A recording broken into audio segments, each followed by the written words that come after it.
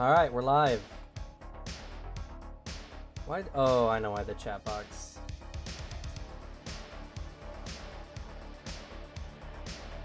Because the setting got changed. 1 second. I just need to make it where it. Oh, issue message. All right, there we go. Now it should not disappear. Hello, welcome. Hello. We're back with TableTalk, where we talk all things tabletop. And today is going to be a spicy video, or a spicy stream. Yeah, there we go. But before we get into all that, we're gonna get some time for people to hop into chat here. So let's talk about the holidays. How was your holidays, Alex? Pretty cool. I had some plans for the holidays that kind of fell through. I mentioned I'd be like leaving for a bit, flying out. However, like a dummy, like a bozo, I forgot my passport at home. Oh, so you actually didn't go? No. I didn't even know this. We've been hanging out for a little bit, and I didn't really like talk about it because I found this thing. Granted, also like it led to a pretty good vacation and a very necessary one, honestly. Where I'm a homebody. I'm a guy that I don't like doing things sometimes. You know me. Mm-hmm. But I was very sad. I was like, damn, I can't go hang out with my family for the holidays. I kind of get to see them for Christmas, then nothing else. The weather was so bad I couldn't travel back home, or it also mean I'd have an 8-hour round trip on Christmas Day rather than actually being with my family on Christmas Day. So I made the decision of just staying home with my pets. And instead, I had a week where I did nothing but play The Witcher 3. Nice. And pretty good vacation, not gonna lie. A very, very good reset. I kind of needed to just disappear for a week, and then now I can come back into the world, working again. Well, then computer problems, but whatever. Come back to the world and be social and hang out. I just need that reset. That was my holiday. Fair. I beat the Heart of Stone DLC for The Witcher. And then I found a pretty big game-breaking bug where I can't activate one of the final quests in the main quest because I can't talk to the elf. He just keeps going, yes, when I try to speak to him. So now I kind of have to hope they patch it out, find a mod to fix it, or revert to an old save and hope it doesn't happen again. Yeah. And we got to hang out and drink some aquavit. That's true. That was a great time. That was a good time. I put that bottle in near my dad's like whiskey stuff and just like, listen, we gotta try this. Yeah. We gotta grab this. Apparently they're members at this like Norwegian like bar that's over in like our town. So apparently I might be able to get my hands on aquavit more easily, but we would have gone, but we didn't go drink because it was like Christmas Eve and then Christmas Day. Fair. Yeah. Well, yeah, there's like Paulsbo nearby as well, so you never know. The sun's in Norway. Exactly. But yeah, that was fun. I mean, my holiday season was more or less the same, except I didn't even get to go see my family. It was just last year. Okay, let's talk about last year, right? So last year was a really hectic year for me personally. Early in the year, my car was stolen and then promptly crashed. So it wasn't even like, oh, we can't find your car. It was just, well, here's your car. Also, you need to pay several $100s to a tow company for holding it for a few days. So yeah, so there's that. And then we're down a vehicle, and we're not in a financial situation to get another vehicle easily. Fortunately, with some workarounds, we have reduced the amount of driving we need to do by a significant amount, so one vehicle is enough. So that was not good, but at least we got it figured out. Then there was getting my fiance a passport so that we could go to Norway, and we weren't sure the passport was going to come in time. Yeah, that was stressful. It take a while. because my mom was like, okay, we're bringing you and Suzanne. It's like, okay, we're gonna try. Because my mom loves Norway, and we wanted to go see my sister and her wife. So obviously, like, it was a big family trip, and it meant a lot to my mom. We pushed for it, and we got it there. That was good. And then, in addition to that, there was PaizoCon, and I went my first time as like a creator. I was getting close. I was like at 800, I think, or so subs at the time. 700, 800. So I was getting close to the 1,000 mark. That was a lot of fun, but that was also very stressful because we had one vehicle at the time, and trying to shuffle everything around and not being or wanting to afford like a hotel room for like the weekend was a little rough. And then like very shortly after PaizoCon, like it was like in this sprint of like 3-4 months, because it was like PaizoCon, which was in like May, I think, if I remember correctly, May or June, I can't remember. I think so. And then Dark Archive came out, and I busted my ass for Dark Archive at the end of July, and we pumped out a lot of videos in Dark Archive, got all the archetypes out, got everything up. That was a big growth for the channel. It's the biggest growth we had since the channel was formed, and that pushed us over 1,000. That was a really big deal. And then immediately after all that work, I had to pump out extra work so that I could have stuff released when I was away in Norway for a week, which was stressful. Yeah. And I went to Norway, and I'll tell you, traveling is just not my thing. I don't like... It's not that I'm afraid of planes or anything. It's just a lot. And also, the Norway... The Iceland Air is just a terrible flight. The plane sucks. It's yeah. like 18 hours. That's part is... I hate being in a plane for more than like an hour or two. There's some planes I'm completely fine with. When I remember when I was really young going to Maui, it was great. Perfect. Iceland Air's planes are just garbage. Oh, thank you, Nelamaya. Or however it's pronounced. You can feel free to correct me. Oh no, are you on... Oh my god, it's doing the YouTube thing. Oh wait, no, it showed up though. But it's not showing up on my multi-stream. That's so strange. It shows up on the main feed. It shows up on the main feed, so thank you. Yeah. Hopefully we'll be bringing more of that. And yeah, so we went to Norway, right? So that happened in September or August. Oh, now it showed up on my multi-stream. And then I had to make a decision with my fiance. We can only really, because we missed a lot of work during that time as well. So financially, we had a big crunch up through October. And then we're like, all right, we get to see my family for the holidays, because I have my grandparents who are very elderly at this point. You can do either, whichever you prefer. I like having people on both because it looks better on both, but whatever makes the experience more enjoyable for you. So my grandparents are rather elderly, and it's kind of getting to the point where it's like, okay, is this gonna be the last holiday season? We don't know. So we made a choice. We went for Thanksgiving. Well, it was great seeing my family. My grandmother's Alzheimer's was really bad this time around, and that was very depressing. I laugh nervously, not because I'm laughing at my grandmother. It's just it was good. My grandfather loves me. I'm pretty much his favorite, and I moved away, so that's been really hard for him, and he's been depressed a lot lately. So it was good to see him. But my grandmother not knowing who anyone was, and like constantly be like, oh, get out of y'all's hair, I don't know who any of you are. I just woke up from, downstairs, which she never goes downstairs. So yeah, it was just one of those things.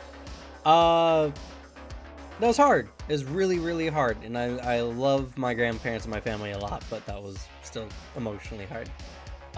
And then the holiday season, and, without getting much more personal than it's gotten, has its own sticking points for us here. So it was nice that we got to just sit and chill for Christmas at the very least. So we've sat around, chilled out, and relaxed, which was very needed. And now we're here, and then you may have seen my fiance had a death in the family, and so this week has also been rough. But hopefully next week I have some videos. I recorded videos. Yesterday I did a lot of work. A bunch of work, because I recorded a couple videos, and I also have done a ton of research for today's Table Talk, which we'll get to here soon. As have I. I've done a lot more research than I ever do for our Table Talk discussions. And so I've resolved to take what I've done already, and I'm just going to jumpstart next week and also keep that momentum so that at the very least I'll be a few videos ahead of the schedule. So nice.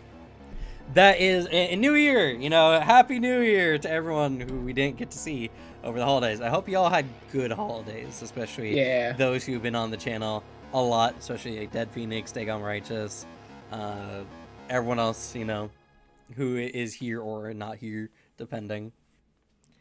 And so it was a good holiday season, if a little stressful at times. Yeah, as a lot of them are. I mean, it's always hard, especially when you move away from your family. It's always harder because it's just extra work, If I want to go see my family, I have to risk a treacherous mountain pass driving, and it's a 3-hour drive. So, yeah, it's certainly a fun one. It's just one of those things, But we got some killer stuff coming up here soon. Cool. And today's Table Talk is going to be pretty spicy. We got a lot of stuff. The title for today's video is going to be exceptionally long. Yeah, we got ourselves like a Kingdom Hearts title. Thank you, Nicholas. Happy New Year to you too, and best wishes. We get a lot of people. Your name just makes me think of this, so I'm not insinuating that you're from like South America. We get a lot of people from like Brazil and such who watch our content as well. It's very crazy. Yeah, to like have like just people watching that are outside your circle, being in the US. Yeah, even just being West Coast. It's that, but like there's a lot actually. There's a lot of people I've spoken to specifically who are just like, oh yeah, I'm from like Chile or Brazil or whatever, and it's just like, oh, that's really cool. Yeah. But yeah, so we're letting some people filter in before we talk about it here soon. So I don't know, what projects have you been working on, Alex? Well, now that I have a computer that works and works very well, I have my 2 videos that I'm going to be produced next week. I've already talked about what they are. It's like the first time I've ever like preemptively told what the subject is. Going to be talking about Conrad Curse, because I had a poll for the holidays and people picked talk about the Night Lords, which is fun. I do really like the Night Lords.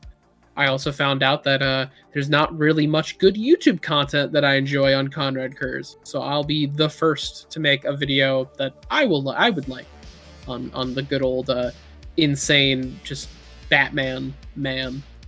And then also next Monday, I'm going to be releasing a hopeful algorithm bump, a video that is going to be extra fun and very unbiased and accurate.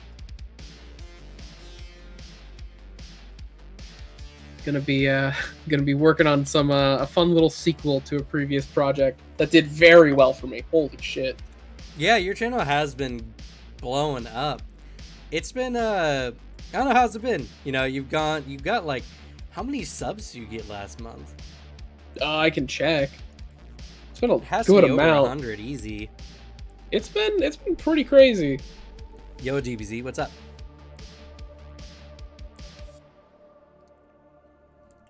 Congrats on making over 800. Also, congrats on getting a video with over 4,000 views in the first 24 hours. It was fucking nuts, man. Yeah, I see in the chart the day that it dropped.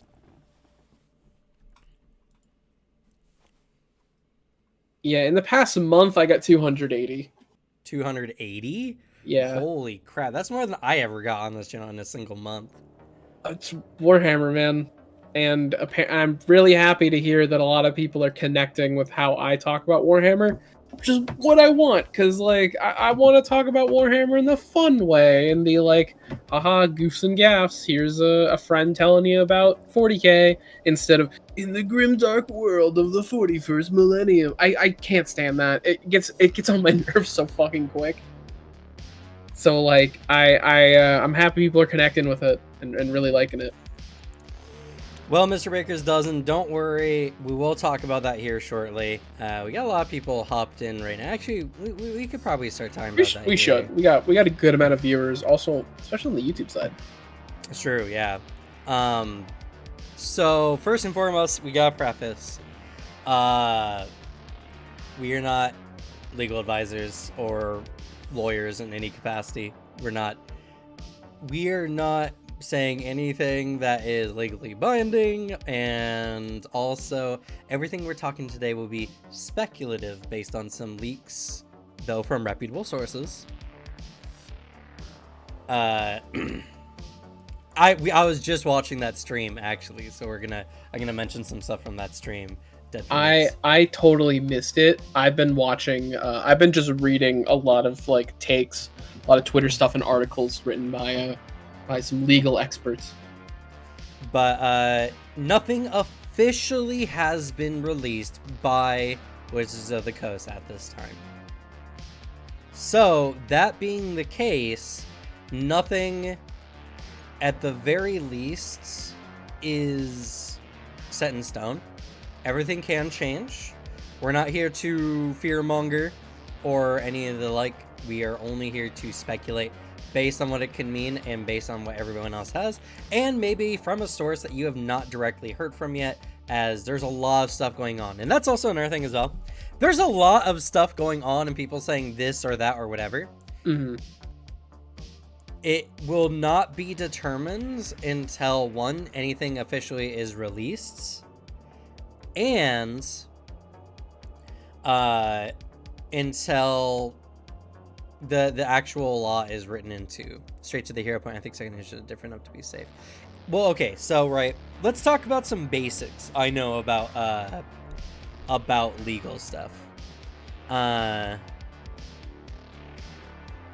right, Zeno, cool. Yeah, we will talk about the errata if we do have time. It's a pretty fun one. I'm curious what the errata. Death now works as intended. Thank God. But yeah, so what I know, basically, right? There are some things you cannot copyright. And a lot of this is gaming. So OGL stands for Open Gaming License.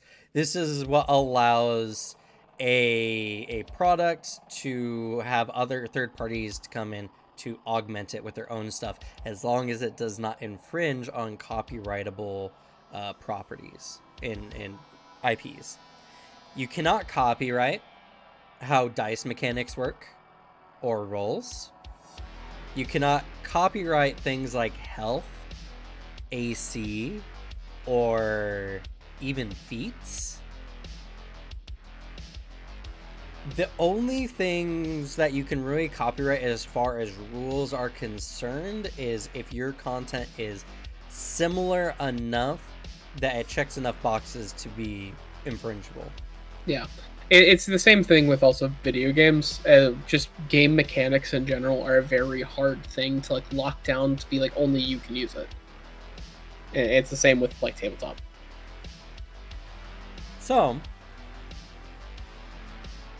Mr. Rex, for instance, if any of you watch D&D content, I love his content. He does a lot of lore stuff for various things in D&D.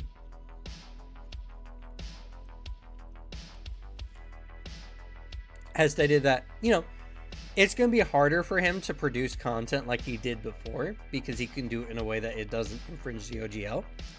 The problem is some things will be harder to do because he won't be able to write it up in a way that makes sense easily to people, since it has to be orientated differently for something like D&D. Mhm. So, Which as well, at least basing on the reason why that's like a fear for some people, is because currently the OGL only gives that license for PDFs and published books. It does not give that license for things like videos, games, comic books, novels. Any of that stuff is categorized under their fan content license, which is a permission to use their content, but for non-commercial, non-monetized things. However, there's one thing I didn't hear about this. It's a fear that I think people might be thinking too much into, only because, like that particular one, only because Warhammer went through the same thing. We have this exact same problem, and a lot of these lore channels are doing just fine. Yeah. They did not crack down on YouTube content going over lore and stuff. That seems to be okay. So we'll see.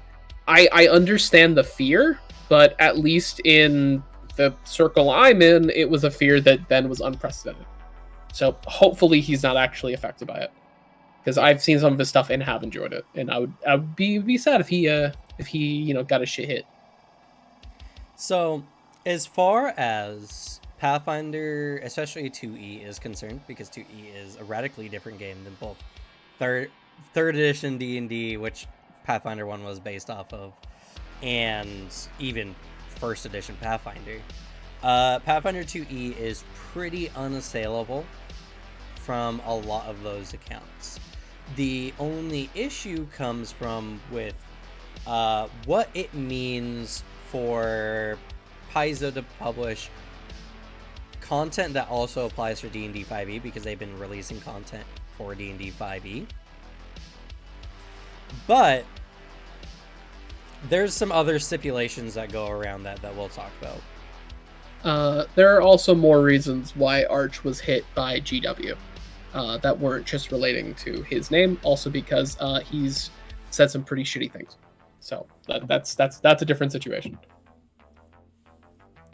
So the biggest debate. Now, I'm gonna give y'all the idiot's guide to the OGL as it's currently known. I'm gonna explain things as simply as I can, because that's what I like to do on this channel anyway. As it currently stands, the OGL is trying to remove a version of itself that is 22, 23 years old at this point. Published in 2000. And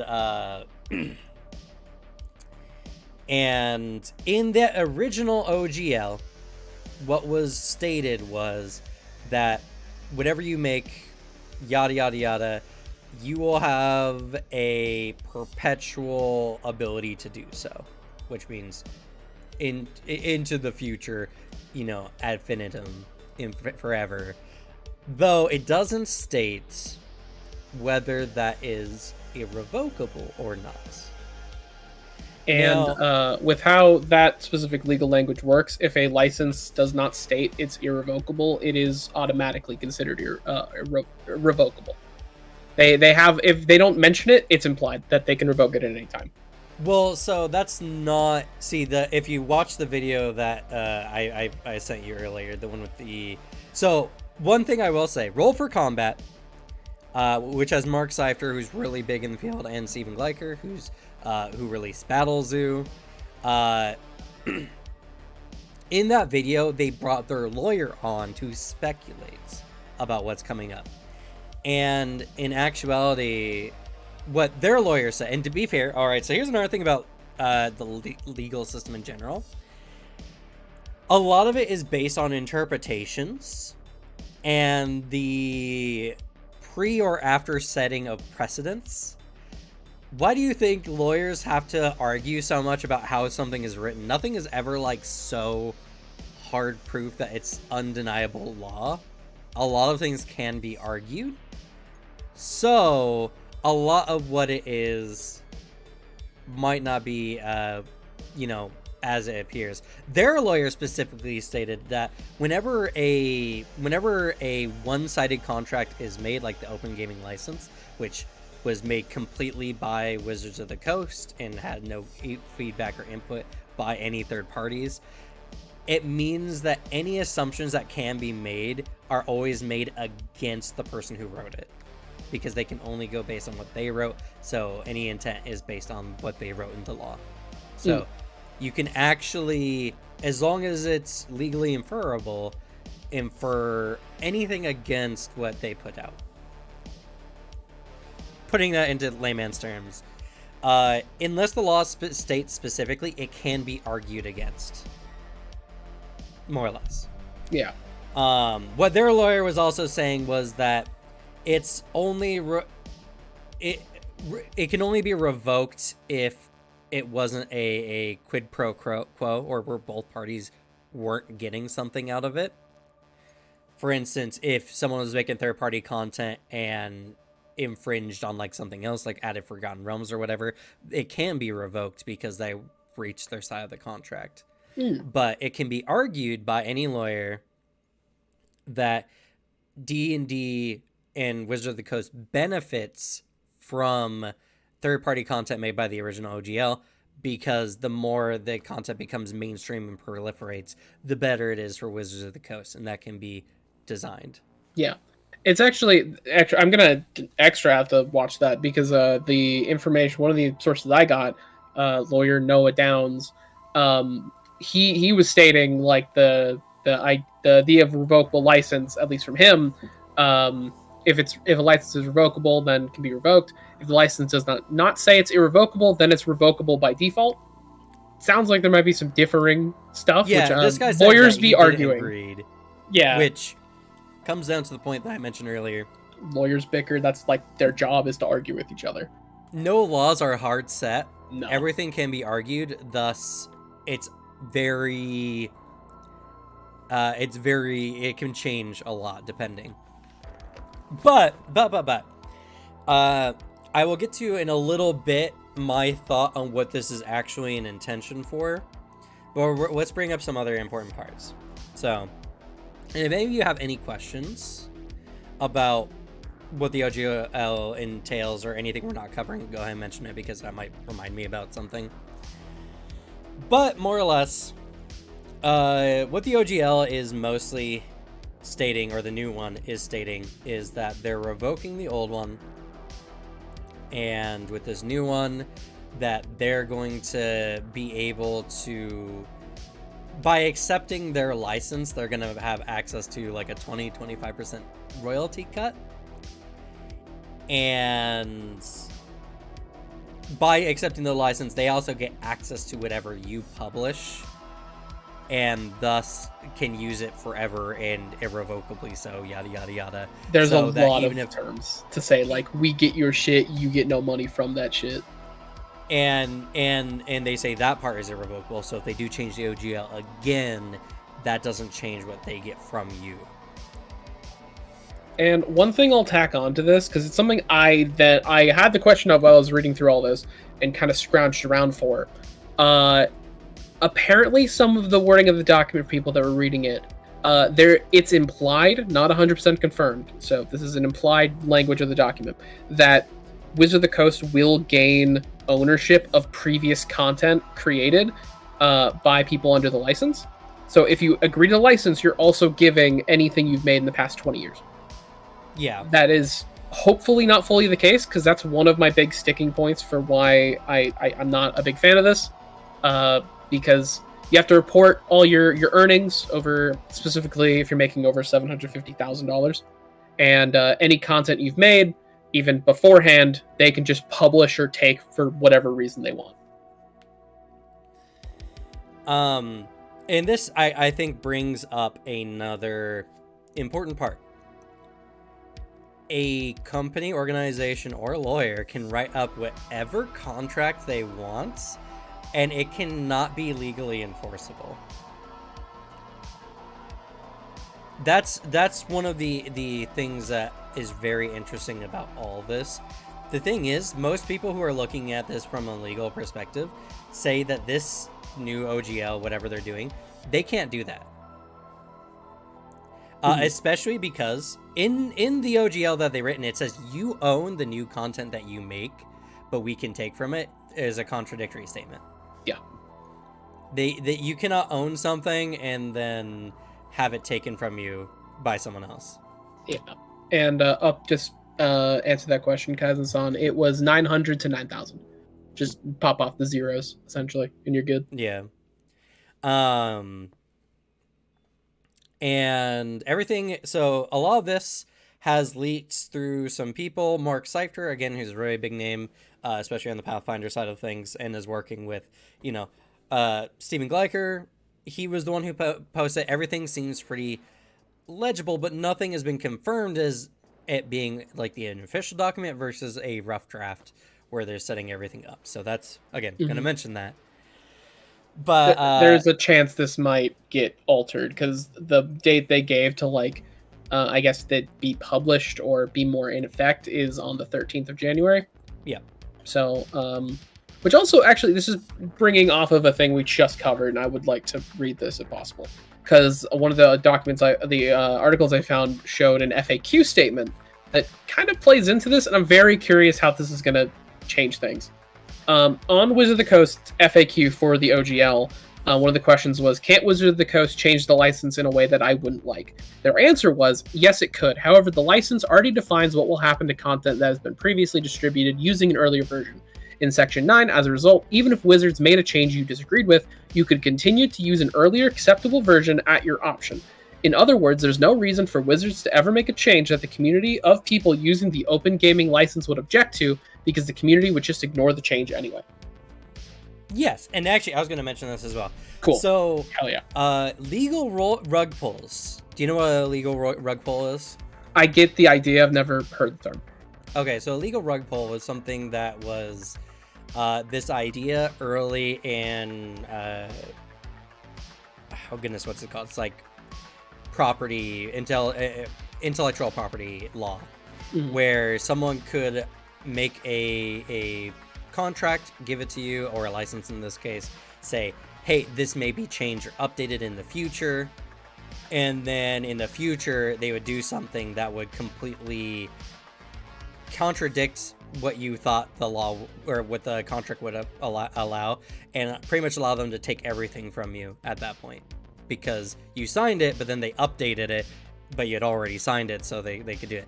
That is predominantly illegal. You cannot agree to anything that has yet to be written. So anything that was made under the old OGL legally cannot be changed if it has already been established.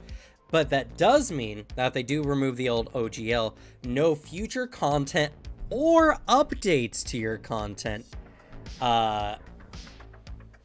because they are then affected by the new OGL. So if you had made something prior and then you update that content, that can contradict with the new OGL. And so Pathfinder First Edition is completely fine.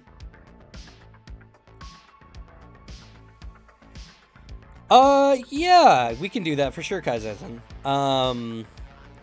I will, after we're done with this, I'm gonna go ahead and I'm gonna post a link to the video from Roll for Combat where they have their lawyer, their contract lawyer there talking about it. And Mark Seifter has been kind of like the core part of a lot of this, so I think this one video will encapsulate as much as anyone can feasibly gather without just looking for every little thing. Because I've been scrounging articles. I didn't know they were covering this. And what do you mean, Rylan, RC's future spellings? As in, like, they do, like, they fix it and they, like, change some of the words to be better? No. That won't be affected. But it does mean, and yeah, Bill Guerin actually mentioned it here. It's 4E. 4E had a nonsense claim where at any time they could change, they could revoke the license essentially, and you were obligated to then destroy all the content that you had made using the license. Excuse me? Yeah. The rules lawyer brought it up, and it was in the old 4E one. I saw that they mentioned 4E, and I was like, yeah, 4E might have had some weird legal stuff. I didn't know it was like that. Yeah. What the hell? Which is completely unenforceable. Or at least speculatively, who knows, lawyers, all that, completely unenforceable. Again, if a product was made during a prior license, obviously it can be sold. I don't know about the selling of said products. I'm assuming yes, because an ongoing print of something is like, unless like a cease and desist is made. That's a little harder to talk about, but essentially anything that was made prior is pretty safe, and there's a lot of legal like implications that when they wrote it, it was you know, as long as it's viewed as being quid pro to both, which it would be, it moving forward it'd be fine. But again, I'm a dummy. I'm a smooth brain when it comes to a lot of this stuff. I'm only just been talking about what I've got over this last like 24-hour period of researching into this. Also, kind of same here. The only thing is I'm coasting off of the many business classes I've taken, as I'm also a business student.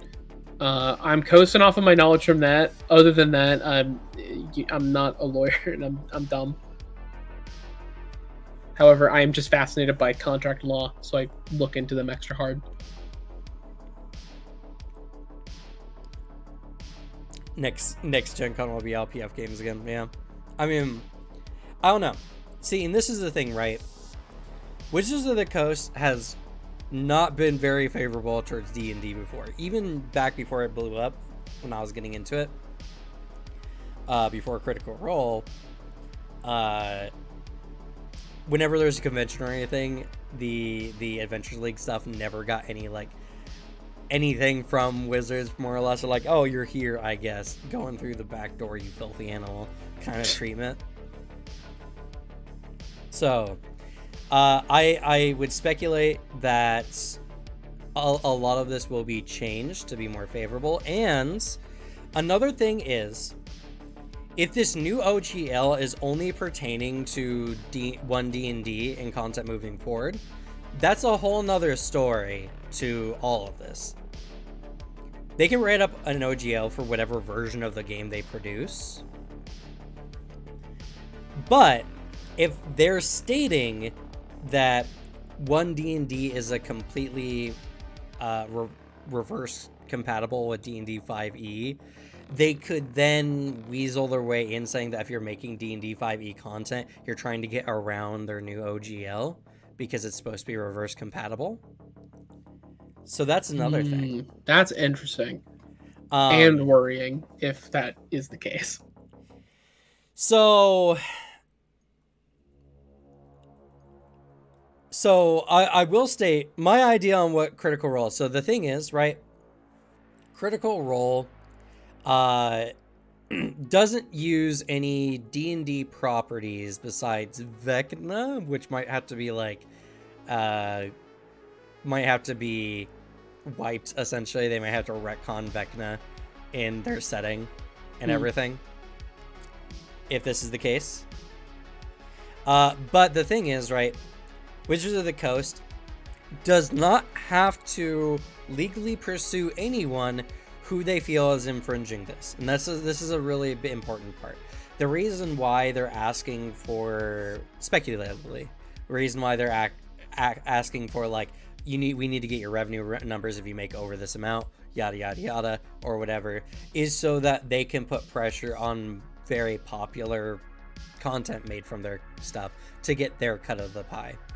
And the biggest thing is that this whole new OGL could be mostly legally unenforceable. That does not mean Wizards of the Coast can't use it to bully people. Yeah. It's a very big, like, stick to bring to the table, because most people producing third-party content, the idea of paying Wizards of the Coast a bit of money, granted a hit to your revenue, is preferable to becoming bankrupt because of legal fees. Mm-hmm. And as well, like for when it comes to Critical Role, I do see a lot of I've been seeing a lot of takes about it. I feel like Critical Role be safe regardless, because good old they're like the top of the top, and if Wizards of the Coast or Hasbro tries to move in and like go after Critical Role in some way, that is a giant PR hit and probably one of the dumbest things they could do. We'll see. My opinion of a lot of executives is a little low. I don't think they make the brightest moves all the time, because to me this whole thing, the whole, my opinion here kind of feels like a lot of this is executives seeing a print money button and wanting to press it. Yeah.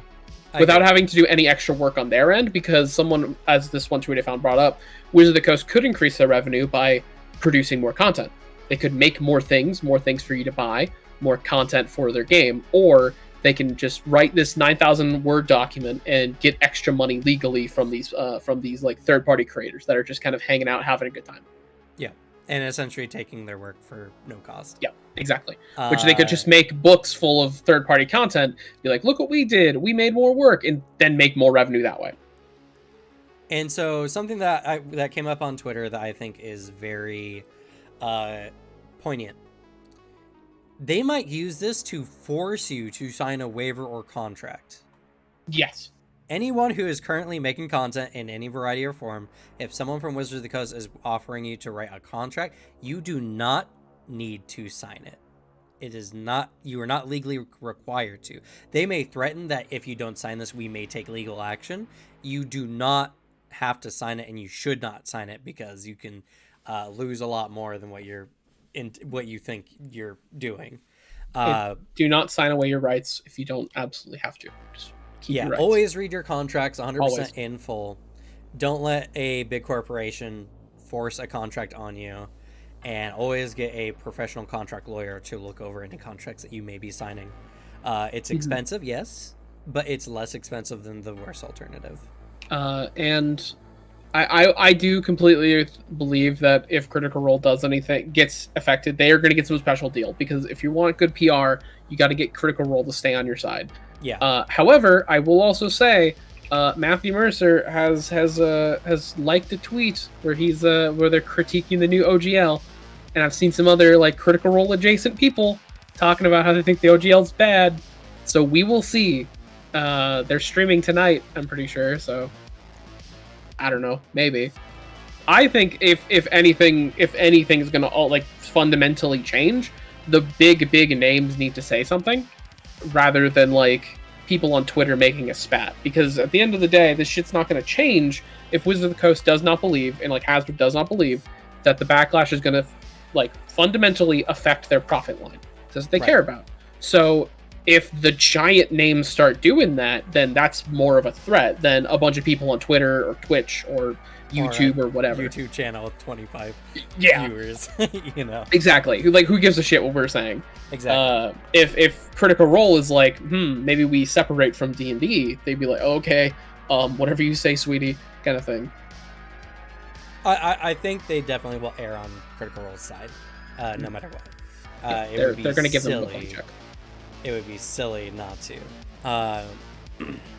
But is also mentioned, and there has been the Gizmodo interview has mentioned as well that there are also a variety of Patreon Kickstarter sites that have been negotiating with Wizards of the Coast about the revenue sharing as well.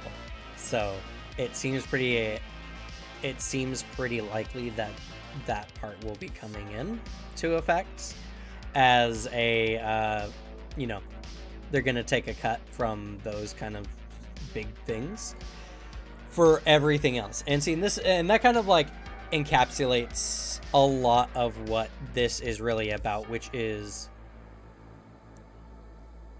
all I've heard is that Kickstarter is gotten a supposedly better deal than some other ones. And so they're considered to be the official crowdfunding if you want to crowdfund a third-party D&D thing. And this is kind of like the big part of it is if Kickstarter or not Patreon, but well, maybe even Patreon, but other kind of like those GoFundMe style websites get in on this, it's not even like against the person making the content at that point. You're just going to get dings for making content for D&D no matter what anyway, whether you are actually like legally bound to the new OGL or not, because they're just gonna be like, hey, we're gonna ding this for you, and you'd be like, why? And you're like, using our site then. So that is something that's kind of like in its own party of what can happen. But this is Witches of the Coast is mostly just keeping an eye on any like up and coming people who've been making a lot of money. They don't want another Pathfinder is kind of, I think, their big goal here. I just learned thanks this. For the follow, Bill Garden.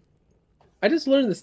I guess like Pathfinder 2 did come from a D&D like OGL, right? Isn't that just what happened? Pathfinder First Edition. Oh, okay, yes. Yeah, first. It was from the OGL for 3.0 and 3.5. Ah, I see. Mm-hmm.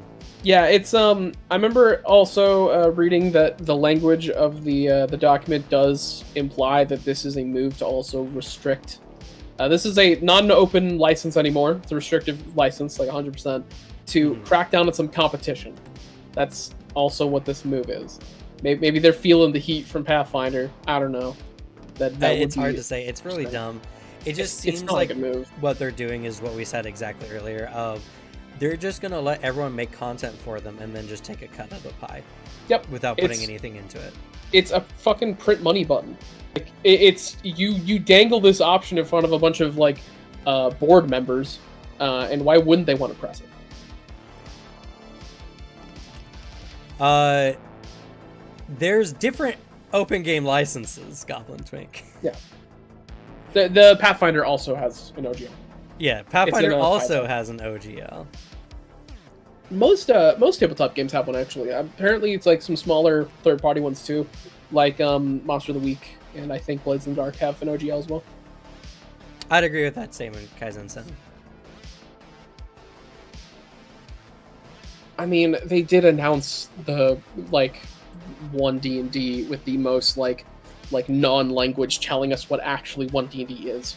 Yeah, one D&D is about community. It's about us. We're together. D&D, and then that was like the announcement. That aside, the new one D&D is just not. It's whatever, Yeah.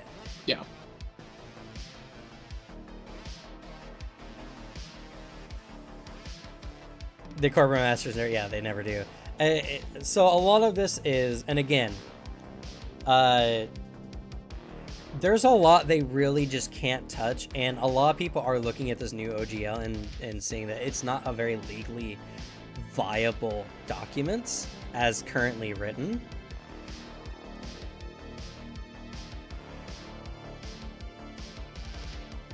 Yeah, because they do have some things based on Wizards of the Coast's, like how some of the creatures were set up and designed, and everything like that. The thing is they have to include wizards because they took stuff from Pathfinder First Edition, which took something from Wizards of the Coast. But the thing is, the things they took, aspect-wise, none of it would be claimable by Wizards of the Coast. It's Pathfinder 2e is legally speaking pretty safe because they're definitely considered a separate like thing now. Mm-hmm. At this case, they are not related to D&D 5e in any way. It's its own separate product.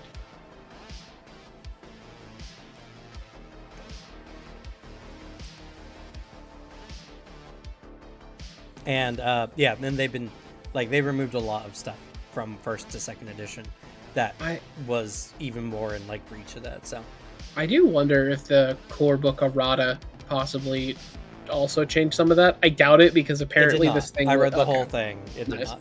Apparently this document too got just kind of thrown at people, and you have a week. So it's another thing I read from that one lawyer source I was reading on Medium where a possible legal defense for this is that Wizard of the Coast is throwing this at people with not enough time for them to adapt. Where there's an argument you can make that it is fucked up on their part legally, that they are affecting people's livelihoods for the past 20 years just with this thing, and you got a week to adapt. Apparently there's some legal precedent there that they can move in. However, that'd have to be argued in court. And if, like, I don't know, this stays in place and it wants to get fundamentally changed, someone's gonna have to bite the bullet and be the person in court to, like, spend all that money against the Hasbro lawyers. Right. And that's the biggest concern for a lot of people. For something like Paizo, it's a little bit more feasible, but for other people, not so much. It would still be very painful either way. Oh, super painful. But right, it's in the end, right? I think a lot of people, and a lot of the recent kind of like statements I've been seeing as well. Goblin. Have been kind of missing out on, like, okay, but what does the old OGL actually cover? Right? Like, obviously, Wizard of the Coast can't copyright fantasy. They can't copyright something like a wizard. Wizard is not something copyrightable. Nor is a fighter. Nor is even a paladin, really. Like, these are terms... Twink. I like that one. A good versatile heritage there. They can't copyright actually a lot of things that come with D&D. The only thing they can really copyright is the idea of this is a class-based game where you play with these classes, set number of classes, you know, wizard, warrior, yada yada yada yada. Where you go and actually the rules lawyer really made a good point on this. When it comes to intellectual properties, owning something is like a bundle of sticks. You may own a specific stick, but everything that's included in your property can be owned by other people.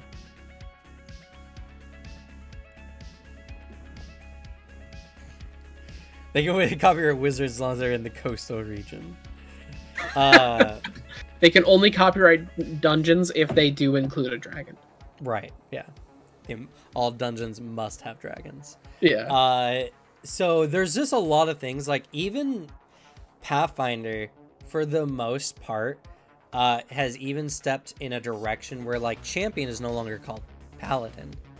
It's champion, which, you know, there's a paladin cause, but that's something completely different than having a paladin class. And rogue is not something you can copyright, nor is wizard, nor is druid, nor is, you know, barbarian, all this kind of stuff. So you can easily see where Paizo has taken steps to avoid stepping on wizards' toes in case they went AWOL, and here we are, you know. Yeah. There's also, like, how dice work and everything like that. Pathfinder 2E has a very incredibly different dice system. You can't copyright dice, and you can't copyright modifiers. And since Pathfinder 2E uses your level as a modifier, and Wizard just gives you a flat bonus based on what your level is, that's actually two very different things.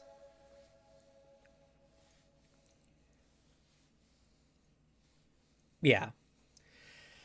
I agree with that statement, Goblin Chick. From what I gather, the only thing that people really have to worry about is if they want to make 1D&D and 6e content, and potentially 5e content as well. Because, again, we mentioned earlier, and I don't know if you're here, John Willis, but there's this idea that since 1D&D is supposed to be completely backwards compatible with 5e, they can reason that you're trying to get around their license by making 5e content. That's another, you know, legal speak battle that I think is completely bullshit, but potentially still hazardous to consider.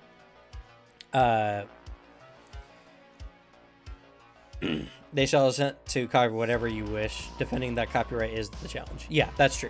Yeah. And like I said, a paladin isn't even a D&D term. That is true. It's more of the removing aspects that can tie the lists together. It's like whenever it's like a copyright thing, it's just how similar and how close. So every step they take that deviates from it somewhat is beneficial.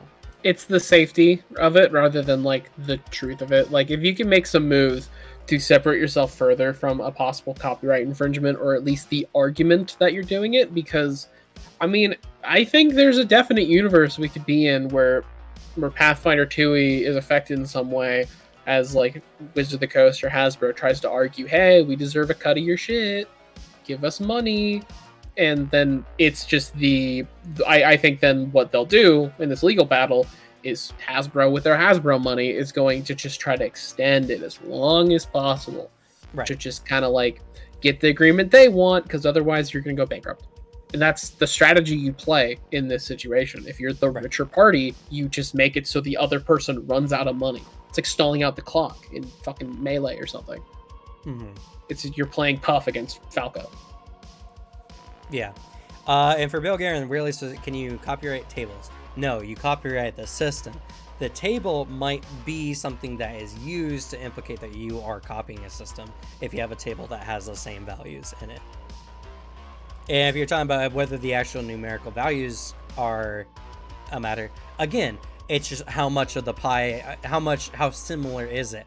If the whole table looks exactly the same but the numbers are different, then yes, that could potentially still be a copyright infringement in a grander case with more copyright. Yeah, exactly, Kaizen-san. And that's what the whole OGL is about. It's a gaming license. It's not about copyrights necessarily. We brought up copyrights for people who are more concerned, like, oh, is Pathfinder 2e okay?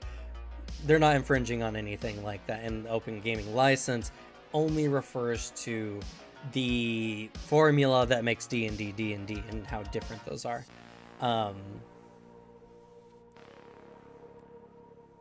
Correct, Bill Guerin. Again, we mentioned this earlier as it's not that it's Paladin it's just because Pathfinder took Paladin out, that gives them a better claim to saying that they're not copying Wizards of the Coast's system. They're doing their own thing.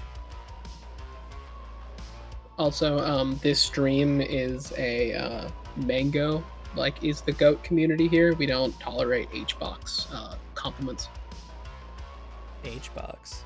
What? It's pro Melee players. Oh, okay. Just know in your heart, just say in your heart and know, Cam, that Mango's the GOAT. That's all I gotta do, all you gotta say. I don't even know what we're talking about, so I'm just gonna leave that to you. You should just agree with me. So that takes it up. It's my opinion to That's not the opinion agree with you. That is the statement of Bad Luck Gamer. Mango is the GOAT. Glue Boy can claim that as an official channel.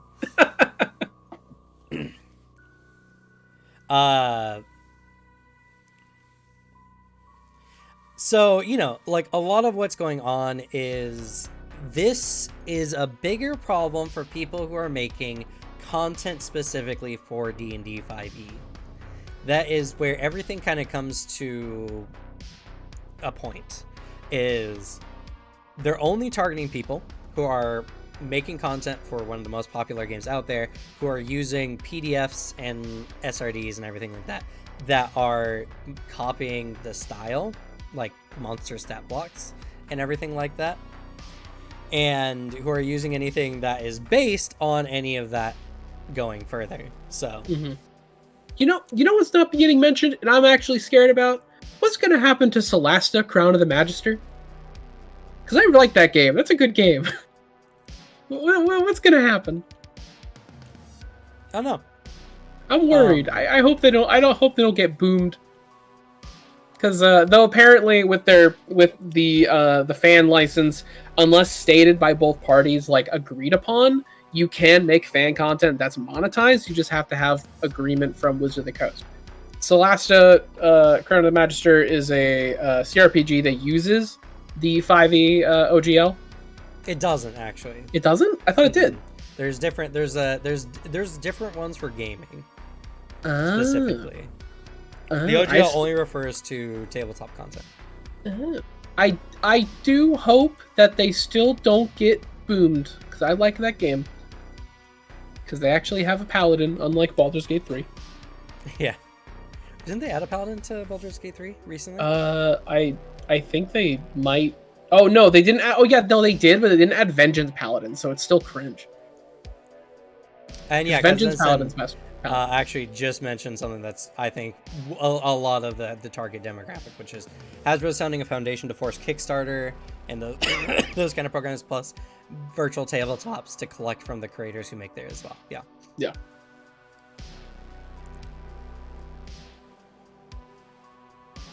And Paizo adapted an adventure path for 5e. Yes, they did.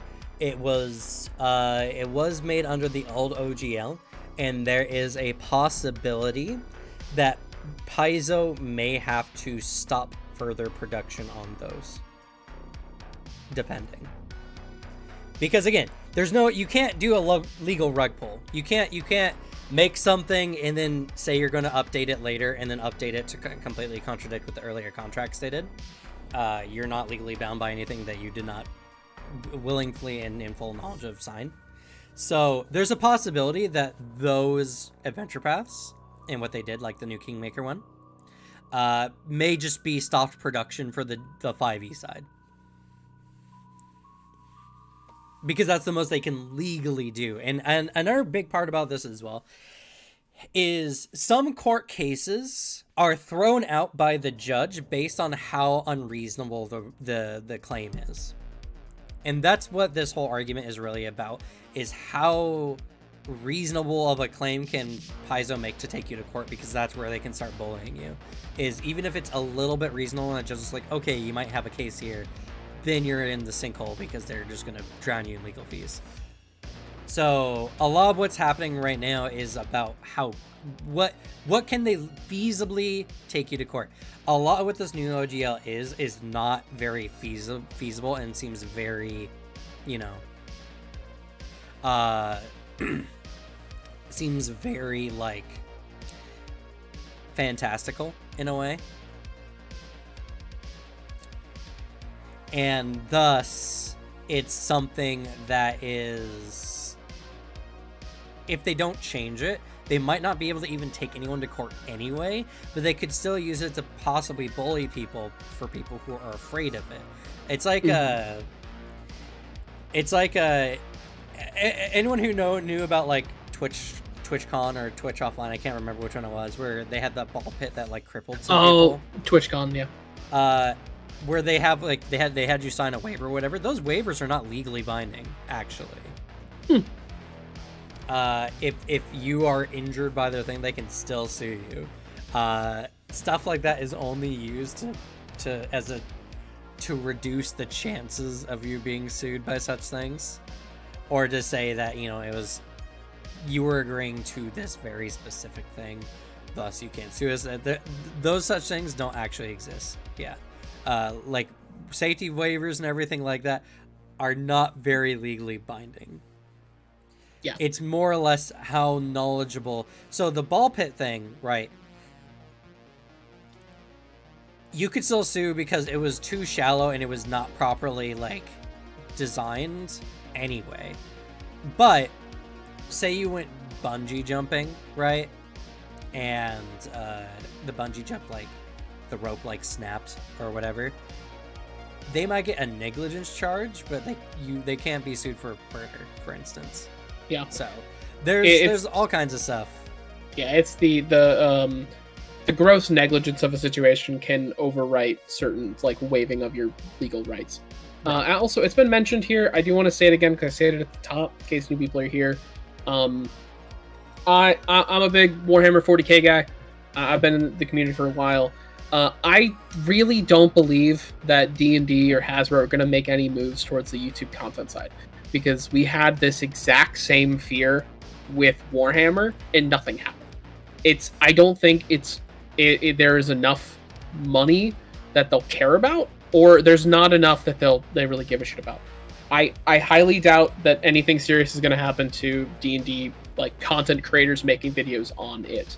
I think it's going to be more hitting people who are making third-party content. Yeah. Not creating like YouTube or Twitch content. I believe they're safe. They're kind of small fish in the game. So.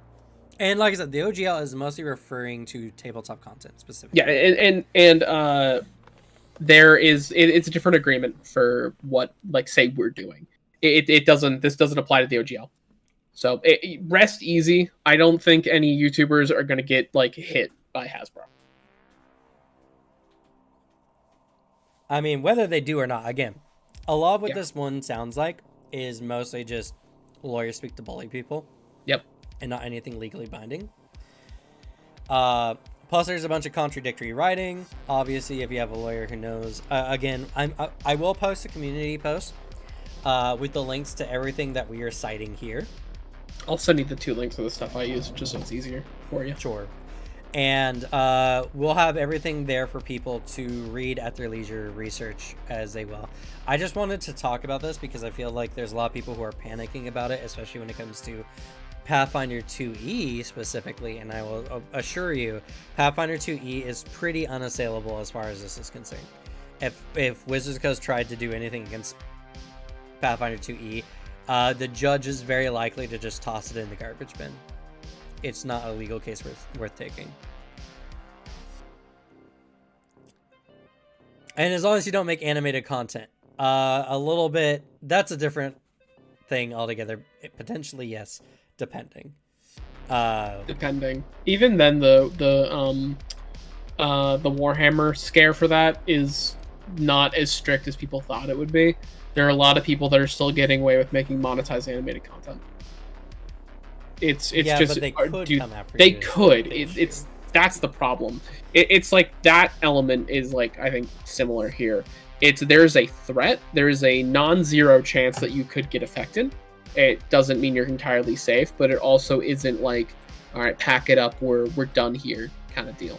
Because I have seen a lot of people kind of stirring up fear about this, where I think there's avenues that this will be completely fine, but it'll be... Everyone who's posted something on DM's Guild, I think, is going to be relatively okay. Yeah. The big ones that are going to be more annoying for the creators is like the virtual tabletops, that you're going to get dinged an extra fee for making D&D content or the like, which is pretty, like, there's nothing you can do about it, even if the content you're making doesn't infringe on new OGL legally speaking. If they make a case with like Kickstarter or GoFundMe, yeah, it's pretty terrible. So there's a lot here of people just kind of panicking, and again, nothing has been officially stated by Wizards of the Coast. Nothing has been officially put into place.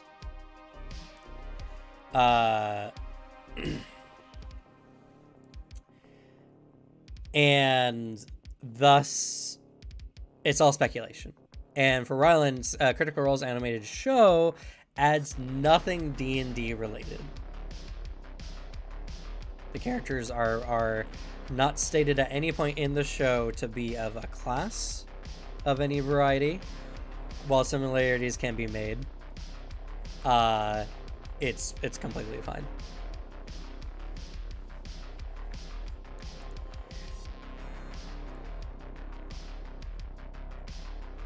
Yeah, Kaizensen, that's very true. There's a lot of stuff, and so, right, here's my take on it. Fuck them. Hell yeah, that's what I like to hear. If Wizards of the Coast wants to make D&D so inhospitable to a community, to forming anything about it, to forming what a lot of tabletop has become, which is just endless amounts of homebrew, let people play other games. And guess what we're doing here on the channel? We're talking about other game systems. We're showing off other games. I'm making videos on other game systems. Let this be the dawn of the new renaissance where the greed kicks them in the ass, and all those people who've been built up in the D&D community flushes out to the hundreds, if not thousands, of other tabletop systems out there, because most of those are completely unassailable as far as Wizards of the Coast is concerned, especially Lancer, the RPG. It's a really fun one. I do recommend you take a look into it. We'll also take a look at other medieval fantasy style tabletops as well, for people who might be missing that feeling. And yes, Kazan-san, Wizards of the Coast has not officially made any comment on the leak right now. Yeah, it'd be kind of dumb if they did. They'd probably shoot themselves in the foot if they did. They're going to wait a few days to make some announcement, or wait until the actual publish and just sneakily change it. Yeah, too bad Hatcher doesn't have any experience with it. Yeah, I know. I mean, the thing is, right, is some companies get to the point where they feel like they're too big to fail, and thus, even if they do this, they might lose some people, but the overall health of the company will be fine. And whatever money they're squeezing out of things, especially bigger properties, will make up for the people that are falling off. So it's hard to say. For sure, though, there's a lot of things for some companies where if you're just sitting on, say, a money printing machine company, because the number isn't going up and people aren't like changing things, it's seen as not working. So you got to be like changing the game enough for like the board members to be happy and your shareholders to be like happy. It's that tech companies are hit with this really bad. It kind of feels like this move where, I mean, recently, I mean, obviously the foreshadowing was when they said, D&D is very under monetized. That was a little like worrying part, you know? I'm surprised they don't have a D&D subscription service yet.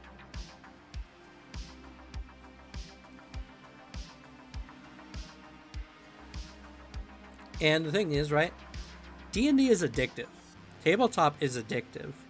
There's very few people I know who play it who stop and just never touch it again unless they just have a traumatic experience. People are going to be looking for more D&D. Yeah. They'll just do it elsewhere. Wait for their virtual tabletop did look pretty sick. If they do something like that, I'd be very happy. But that was legitimately the only part of 1D&D I thought looked cool.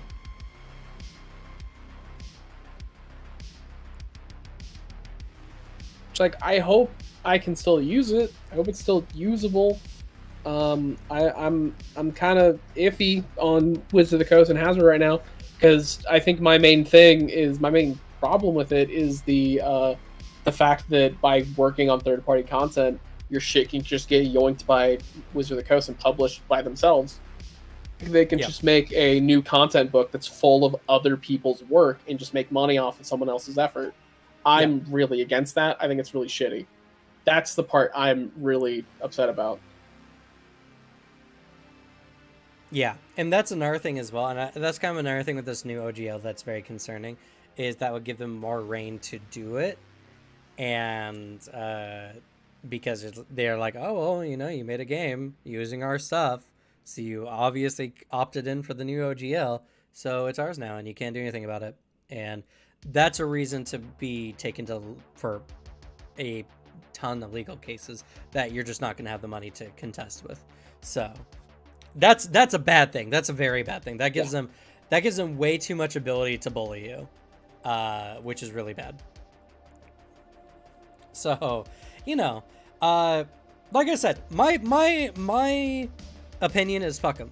Pathfinder 2E is fine. It's not going anywhere.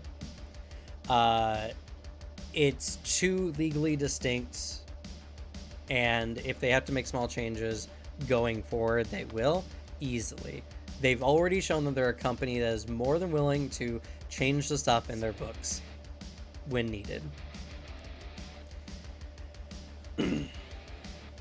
Yeah, I do believe that is a thing, Kazan-san, as COVID led to a false jump in demand, which investors expect to continue because everyone was more in at the time. But I do think tabletop going forward is going to continue to have a very prolific base, as it were, you know. So I think in general, like I said, fuck them. Who cares? Wizards of the Coast can do whatever they want. I don't even play D&D anymore anyway. Not that I wouldn't by any means. I just don't currently don't intend on doing so, you know? And there's tons of tabletop out there. There's a lot of really good tabletop. And in my opinion, there's a bunch of tabletop out there infinitely more fun than D&D. True.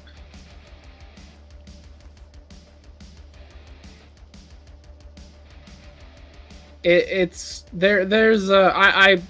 love the opinion of just fuck them. I'm very into it.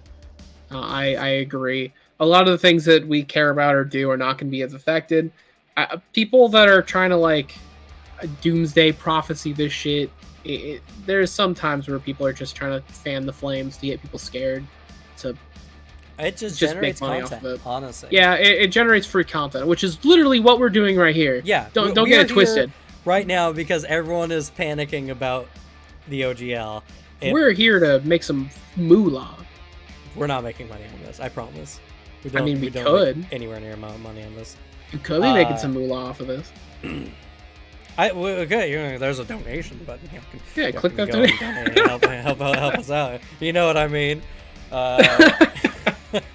But in all reality, I wanted to do this one because it gets a lot of eyes here, which is important to us, but also to assure people who love Pathfinder 2E that we're not going anywhere. Pathfinder 2E is not going anywhere.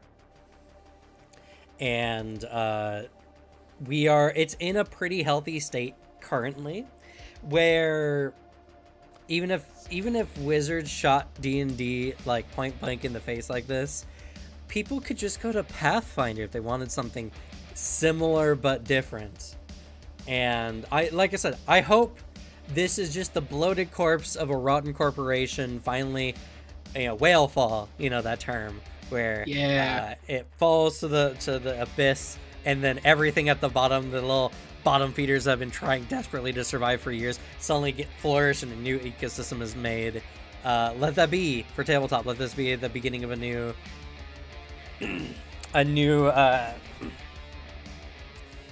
renaissance for tabletop. And you know what? It's so funny too. This happens to me a lot actually when I've been doing this channel. Is I made this channel and Pathfinder started getting really popular. I decided to take this channel and move it in a direction that's more for variety tabletop. And look at this. People are already looking for more tabletop out there anyway. And so we're going to be doing our best here to provide content for other tabletops as well as Pathfinder 2E, which is a system that we love dearly. Speaking of, what's with the last 40 some odd minutes here? Talk about the new FAQ for the new Errata. I want to know what's in it. All I know is that I can't do things while dead. Yeah. That's all I know. Which, damn, I would have loved to use that. Also, I mean, the Flick Mace, I know that one got hit, and I know Alchemist got buffed, but I don't like Alchemist, and Alchemist is dumb, so. Alright, so, the first big part of it is mostly... Oh, and then they did a clarifications. Awesome. So the first part of it, like a good half of this, is all about fungus. Huh? Why? Well, okay, so here's the thing, right? Let's see. The first part is, and this is what I'll mention, because this has been a little bit of a hot topic, even though it's very lukewarm at best. The core rulebook has been changed where if you do not like how your ancestry's ability flaw is or whatever, you can instead just take 2 boosts. So whatever ancestry you're playing, you can choose different ability boosts rather than what they currently have written. I like that change. They're still keeping it in. So, they do want to represent a people, but adventurers are supposed to go against the grain. And they feel that's important to keep the individuality. So, that being the case, rather than going with your ancestry's normal ability boosts and flaws, you can just pick 2. And they're also changing the optional rule for flaws where you can take an additional ability flaws rather than the one you have. You just cannot select one ability score for multiple flaws. Okay. I remember there was some, for some reason, some people don't like that change. I like it. It gives more variety, because some people might pick an ancestry that they wouldn't have, because it doesn't work for their class. Because sometimes you just want to play a character regardless of if the numbers will give you bonuses. I liked it when 5e did that too. Yeah, I mean, to be fair, I personally like working with the ancestral flaws and stuff that they already have. It's something that, like, infers to what the peoples are like, and you're contradicting of that. Yeah, your stat might not be getting as high as other people because you have to go against the grain, like orcs not being smart or whatever, which I don't even think is actually a thing in this one. Dwarves having bad charisma, for instance. Mm-hmm. But I like fighting against that as I'm leveling up and showing that, oh no, you can't. You just gotta work at it. I like the idea. But I do like this change for people who do like it. So you can play the game either way. It's an alternative rule. Yeah, you can pick to opt into it. I would pick to opt into it.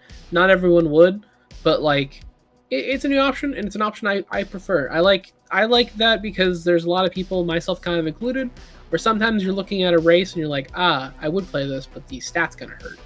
I want to at least be able to do stuff early level. Yeah, it'd be like that, and it helps people. Like, it changes some, like, I can't play this race or this ancestry. It's not going to give me this bonus. Instead, now you can just do what you want and have play a character you want to make. It's a good option. I love it when tabletops add that. I would totally play a dwarf sorcerer. Don't get me wrong. Hell yeah. Why do dwarven bards suck? They don't suck necessarily. They just can't be as good. That's the problem. But yeah, they're just not as good.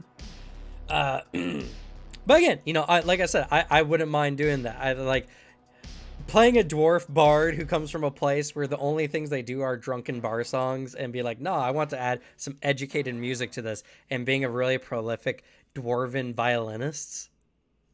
That's a fun idea. I do like that.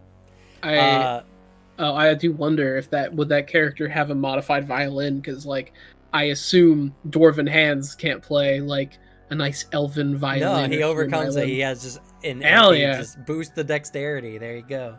Yeah, nice. With big sausage fingers, you can hold the smallest of things. I like that stuff. But I'm not saying that people who want to do something differently can't do that. I think this is fine. And giving a in-book reason for doing so is better than just making it homebrew anyway. So people would make it homebrew anyway. Let the game be diverse. All right, next section, fungus.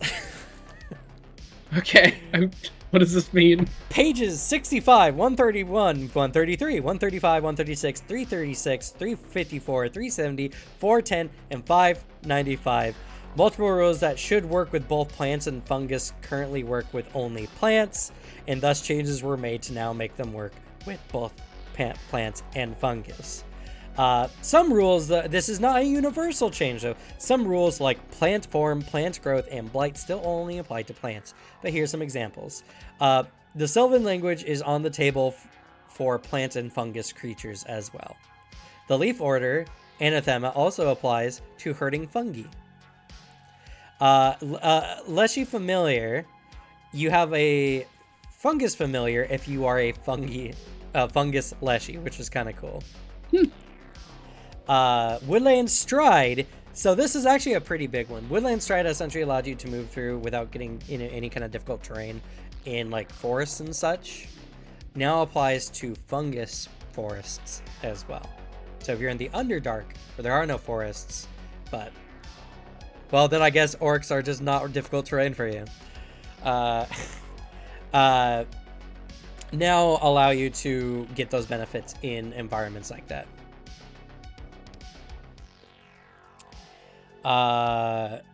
Green empathy allows you to communicate with fungus now, as well as plants. Entangle all areas in the square of a 24 that contains plants or fungus, so you can use entangle in areas that have fungus rather than leafy plants. I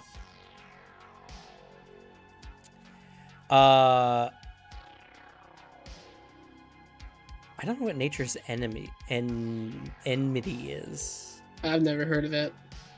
Sounds like some But druid apparently shit. fungus hate them too. Oh, You know, I think it's a spell that allows you to have plants or whatever in the nearby environment attack people. Now fungus will do so as well.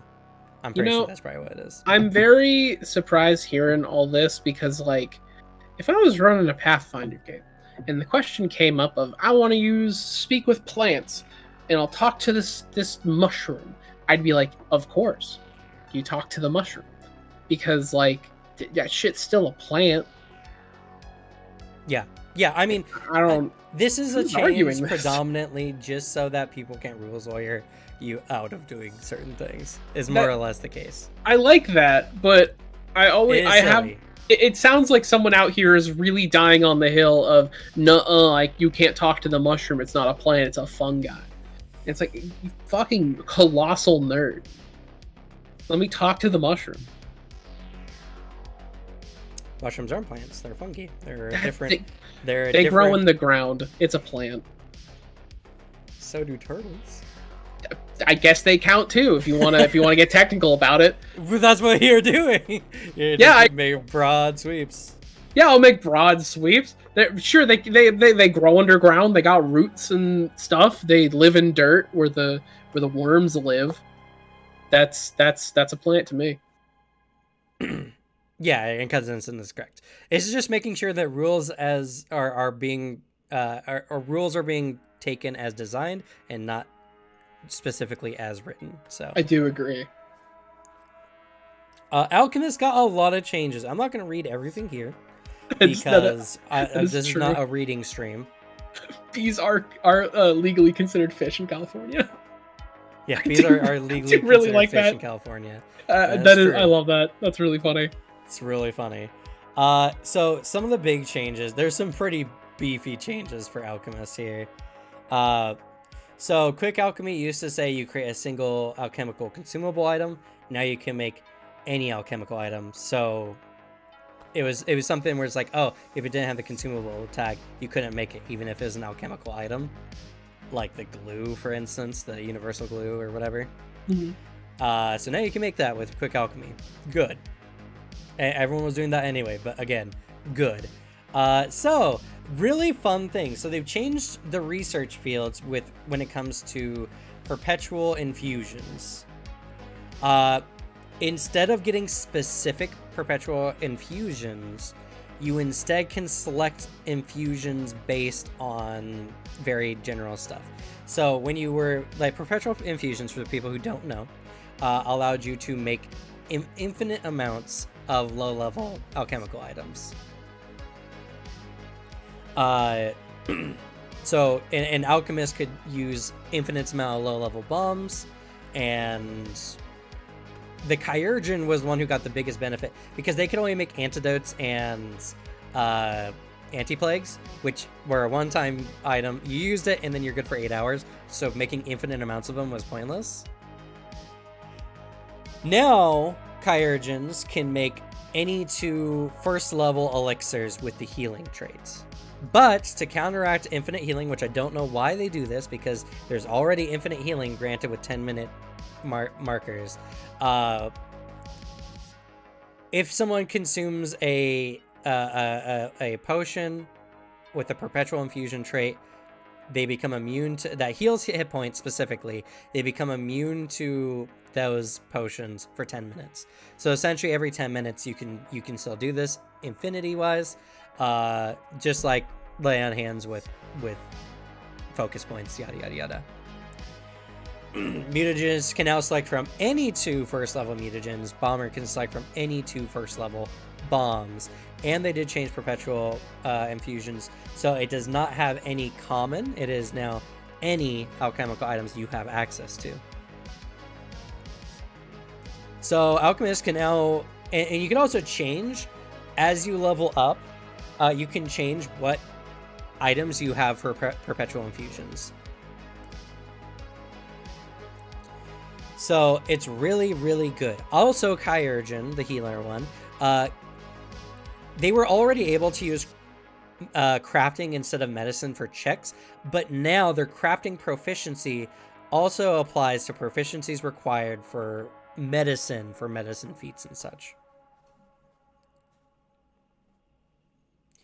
And for any feats or abilities that use medicine as a modifier, you can use crafting instead, which is also important.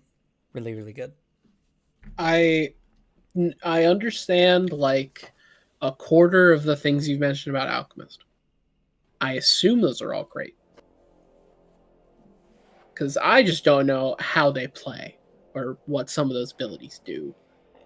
But good for the people that understand how Alchemist works.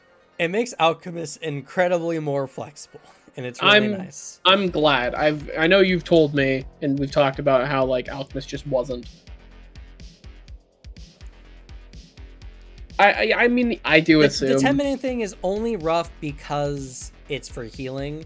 It means you can't use them in combat, but you couldn't do it before anyway, so this is better. And you still technically get infinite alchemical healing. And this is better. Dead Phoenix, I think, mentioned this earlier.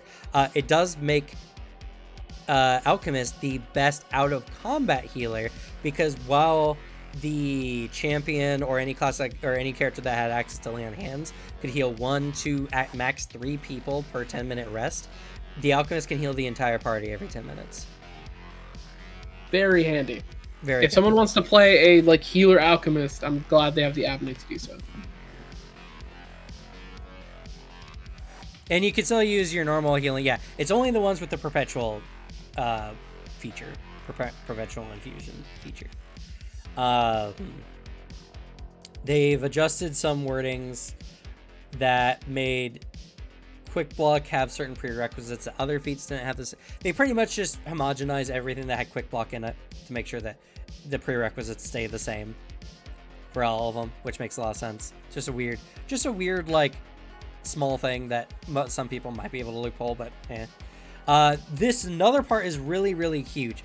Clerics actually were shafted when it came to simple weapons, because they were not as proficient as other casters with simple weapons, because they had their favored weapons. So now both the Cleric and the War Priest get proficiency increases to their favorite weapon and simple weapons, as well as unarmed strikes. Yo! This does allow them to use a lot more weapons, granted only simple weapons plus favored plus unarmed, but still better than nothing. So 100%. A pretty good boost for Cleric overall. Agreed. Let's see. Rogue got some weirdness worked out because the Rogues... so in general now, and this is huge... This is a big thing that I think a lot of people haven't been paying attention to. Whenever you get class features that allow you to cast innate spells, you now get access to the cast a spell activity. That is massive. Incredibly massive, because cast a spell activity, for those who don't know, you actually need the cast a spell activity to use wands, spell scrolls, and magic saves. I should that know this. Was a requirement, but innate spells didn't give you access to the cast a spell activity. You could just cast a spell. So now you have access to all those as long as you have innate spell features, including what the rogue gets with some of their stuff. The rogue one specifically, the minor magic feat, whether it made you a spellcaster or not, does not make you into a spellcaster. For some things, like getting access to feats, or for the use of some magic items, let's say you need to be a spellcaster to get access to this, having innate magic does not make you a spellcaster, it just gives you access to the cast a spell activity. So, very big for magic casting. It's a really good choice now. It's an incredibly good choice to pick up innate magic now, because it allows you to use a variety of magic weapons or magic items like wands and such. Let's see here. The gnome flick mace was deemed too strong, so it got some penalties. Its damage was reduced, and it now has the sweep trait. Some people have made comments, and I somewhat agree with them.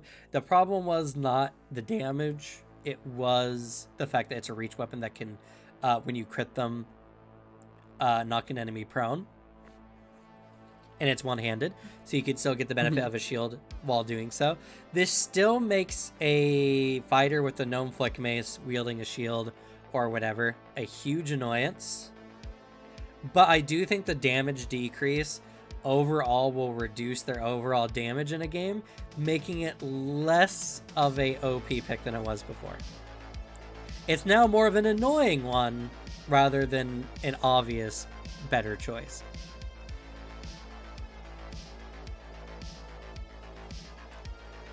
It seems like it's not a massive, like, the weapon is still useful, but I also think that a good chunk of people who are picking the flick mace will now be like, ugh, I can't use it anymore. It's a D6 damage instead of a D8.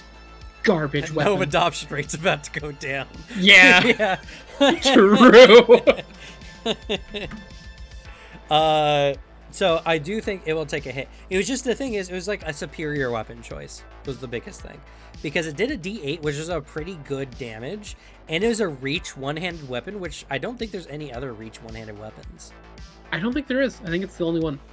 And it was in the foil group, so if a fighter had it and they have a higher chance of crit than other classes, they were likely to knock enemies prone with it. They still can do that, but the yo-yo got nerfed. Oh, was it also a reach one-handed weapon? I don't know. It's one I didn't look into, to be fair. Let's see here. Some change with the formula book. The formula book used to state everything in the chapter, but now the formula book gives you all level 0 recipes for all items in the equipment chapter, not all items in the chapter specifically. So, not a big deal. It does remove, I think, some of the healing potions, I believe, from it, but yeah. Whips that's right. There is the whips. And the Aspis Sword. No, another one I haven't seen. Or haven't paid attention to anyway. I've never heard of it. Let's see here. They've clarified some rules on using tools with one hand. Essentially, what the change is there were some tools that say you needed two hands with them, but some that didn't if you were wearing them like on a tool belt. Now, if you're wearing most tool sets on a bandolier, you can access them with one hand, not needing two hands. Ugh, inventory management stuff. Hands. Ugh, who needs them?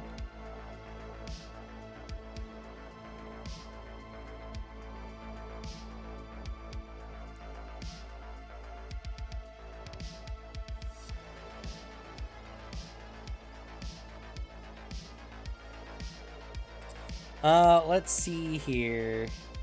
Some printing errors with like the various wish spells for the different wishes for each of the spell lists. Now pretty much all wish spells just allow you to duplicate as one of the features. Duplicate any spell from another spell list of 7th level or lower.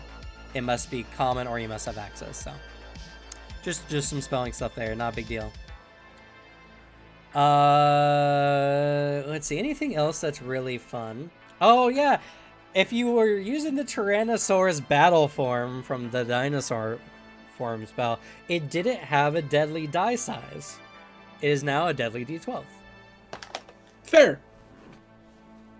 Understandable change. Soothe got a change that they did in Book of the Dead, and now they're mimicking here in the core book as well, which is allows you to target one willing creature instead of one willing creature. So you can heal undead constructs and so on, but it does have the mental trait, so it still doesn't heal mindless undead.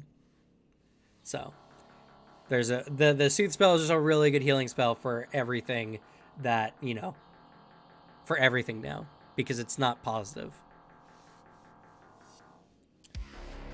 That's good. Let's see.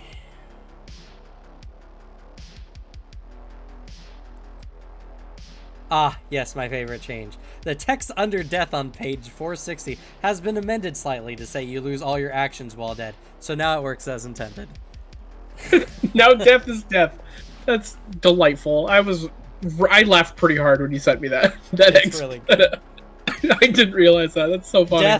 Death now works as intended in Pathfinder, guys. No worries. No one knew you had actions while you were dead, but you know it does.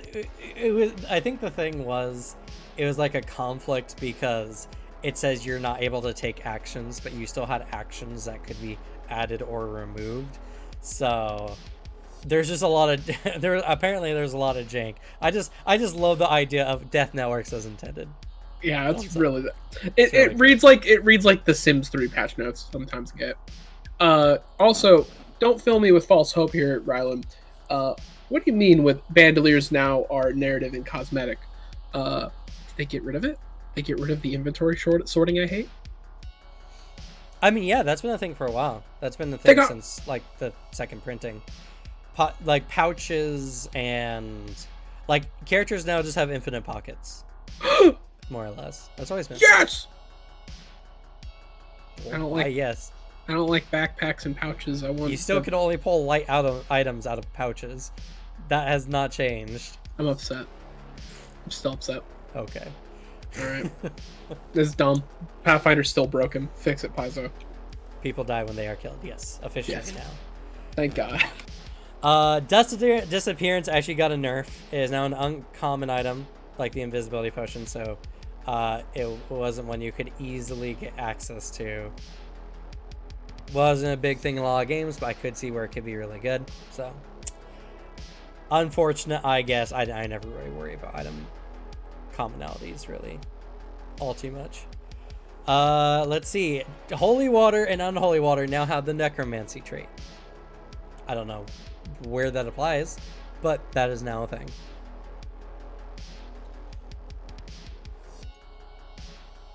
Oh, runes didn't have a requirement before that stated that you needed craft magic item to make to etch or transfer them.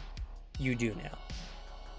Everyone was doing that anyway because you needed them to make the rune, but to transfer or whatever or etch onto a stone, technically you didn't need craft magic item, I guess, or it wasn't clear. So that's been set up.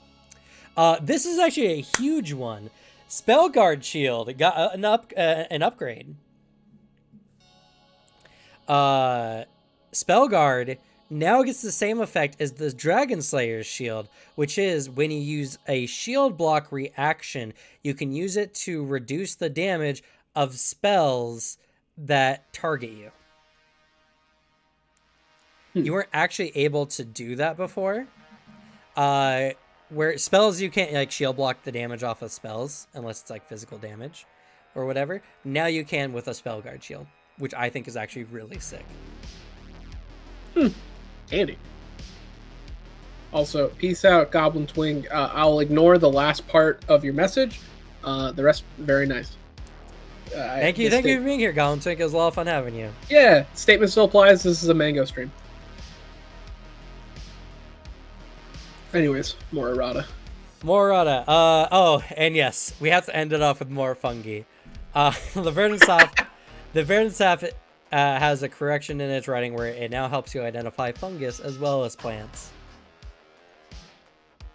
So there you go. Because they're the same thing. Yeah.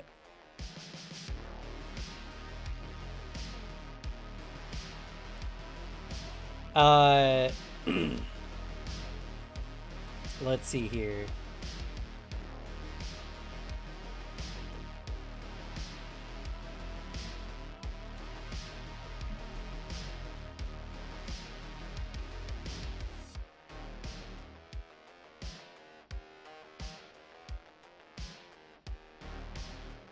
There's an interesting correction as well. Yeah, so for 1- and 2-handed weapons, and I had actually already properly deduced this, there is more than just errata. I am looking at the clarifications of rules as well. Yeah, just get into that, Rylan. We're there, trust me. So I'm just looking for things that are, I think, more interesting for this stream, honestly. The 1- to 2-hand debate. So there's clarification if you're wielding a 1-handed weapon in 2 hands, like the versatile 2-handed trait. do they then become a two-handed weapon. For feats and such that have a requirements of wielding a one-handed or two-handed weapon, they count depending on how many hands you're holding it in. So for instance, if you're two-handing a weapon and it requires a one-handed action, you cannot take it. But if you're using a innately one-handed weapon in two hands, you can then use feats that require two-handed weapons. But if it is an intrinsic part of the weapon, such as with the shifting rune, it works differently. It's based on the hand's entry in the weapons table. So shifting rune only applies if you're wielding a versatile two-handed weapon. It only changes that weapon into other one-handed weapons. It is now officially in the rules, which is nice. We had trouble with this one before. I ruled it as they intended, so.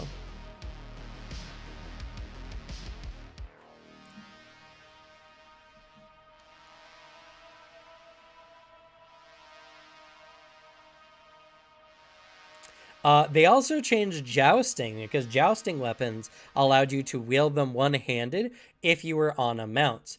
A really cool thing about them now is that as a part of getting on your mount, taking the mount action, you can actually then swap your mount or your jousting weapon to one hand as a part of the mount action, which is pretty cool. You can only two-hand a joust spear? Yep, unless you're mounted. What if you run really fast? You're not mounted. Yeah, but what if you just run really fast? You're still not mounted. I don't know what that changes. I think they left some stuff out of this errata.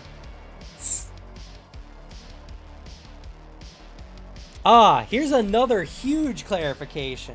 Can a minion be quickened or slowed? This is another one because people were saying if I command a minion and it's quickened, would it get an extra action? So the short answer is yes. This can be a bit unclear because the conditions apply at the start of your turn. The minion can't typically act until you use an action. Apply these conditions on any effects that alter a minion's number of actions, using 2 actions and 0 reactions as the minion's starting number. Though a minion can't normally act when it's your turn, abilities that specifically grant your minion a reaction providing an exception to this, such as the ferocious... Apply these conditions and any other effects that alter a minion's number of actions when the minion gains its actions, using 2 actions and 0 reactions as the minion's starting number. Though a minion can't normally act when it's not your turn, abilities that specifically grant a minion a reaction provide an exception to this rule. Oh my god, that's nuts! So if you haste a minion, it can act without you giving it a command. Oh. Hey, yo.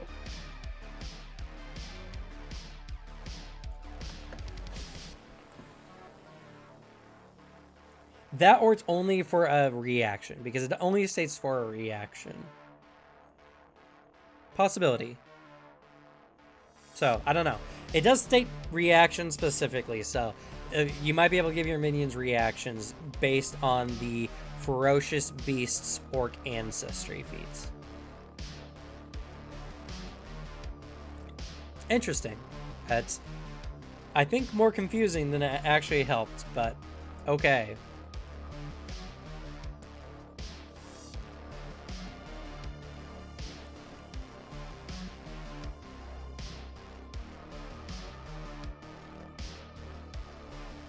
That's very interesting. I don't know. I don't know how to parse that out any better.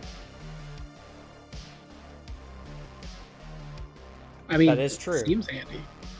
Yeah. I've yet to play with summons, but for those who use summons, I'm gonna be playing a summoner in our Kingmaker game when we play that. So hey, well, at least for a bit anyway. Not the full character, but I'm playing a witch that's gonna cackle and have 2 summoned creatures. So that's good. Oh yeah, that's fun. Let's see. How do extra critical effects work on creatures that are immune to critical hits? Another big change. So when a creature is immune to critical hits, is critically hit by a strike or any other attack that deals damage, it takes normal damage instead of 2. This means that the attack deals its normal damage instead of double damage. Other effects specific to critical hits still occur, such as critical specialization and extra damage dice from traits like deadly and fatal. You also have the option to use abilities that trigger uncritical hits like Vorpal's Rune reaction, though the GM can say no to extremely strange consequences on this rule on a case-by-case basis. So yes, now if you're attacking a critically immune creature, it still takes critical hit effects. I think I ruled this appropriately before when this came up in one of our games, but still, now it's in the rules. It does seem like a good few of these changes are like, Can's been doing this for a while. Yeah. Let's see here. If an affliction makes me enfeebled 1 without listing a duration and the affliction ends, am I enfeebled 1 forever?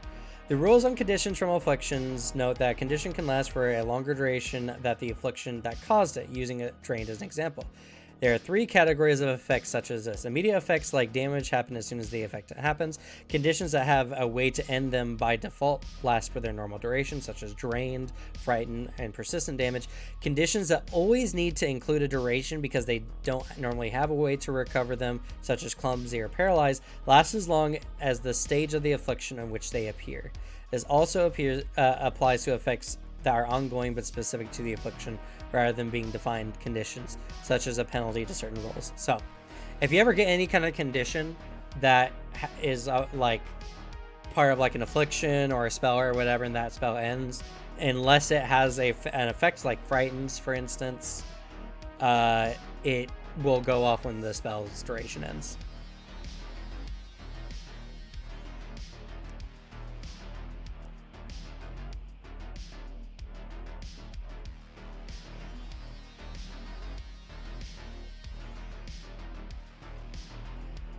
Let's see here.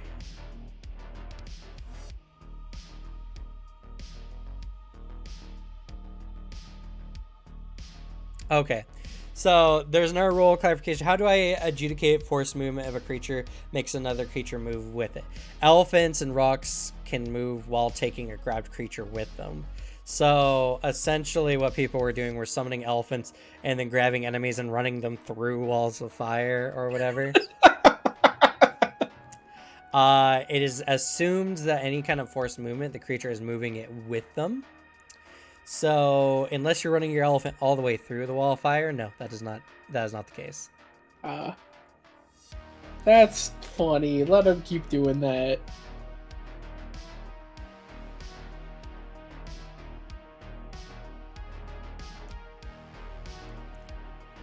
Well, afflictions is the most applicable. I'm sure this applies for other things as well.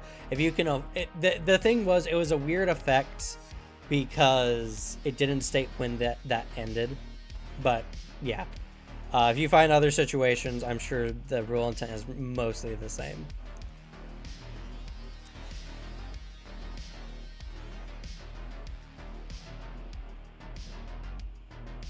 They then rehash the clarification for shifting rune specifically.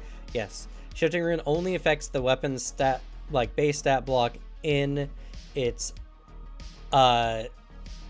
original description, not taking into consideration any of the extra traits that it has. So if it has 2 hands in the requirements, it's 2-handed. If it's 1, it's 1.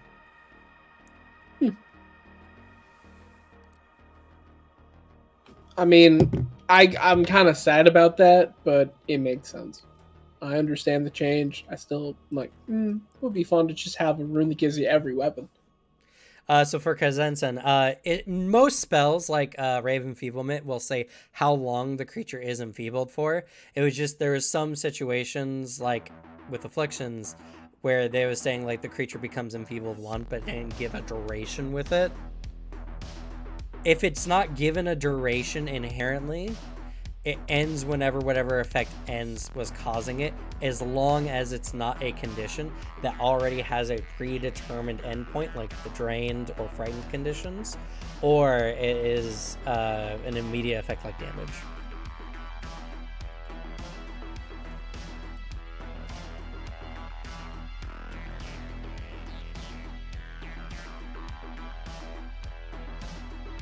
Oh, an interesting clarification that I'm pretty sure most people understood. But if you're playing a class that has the bound spellcasting, where the higher your spellcasting is, you lose low-level slots. If you have a staff that lets you cast low-level spots, you can still cast those low-level slots with the staff. That has nothing to do with how your actual spell slots work. So, there you go.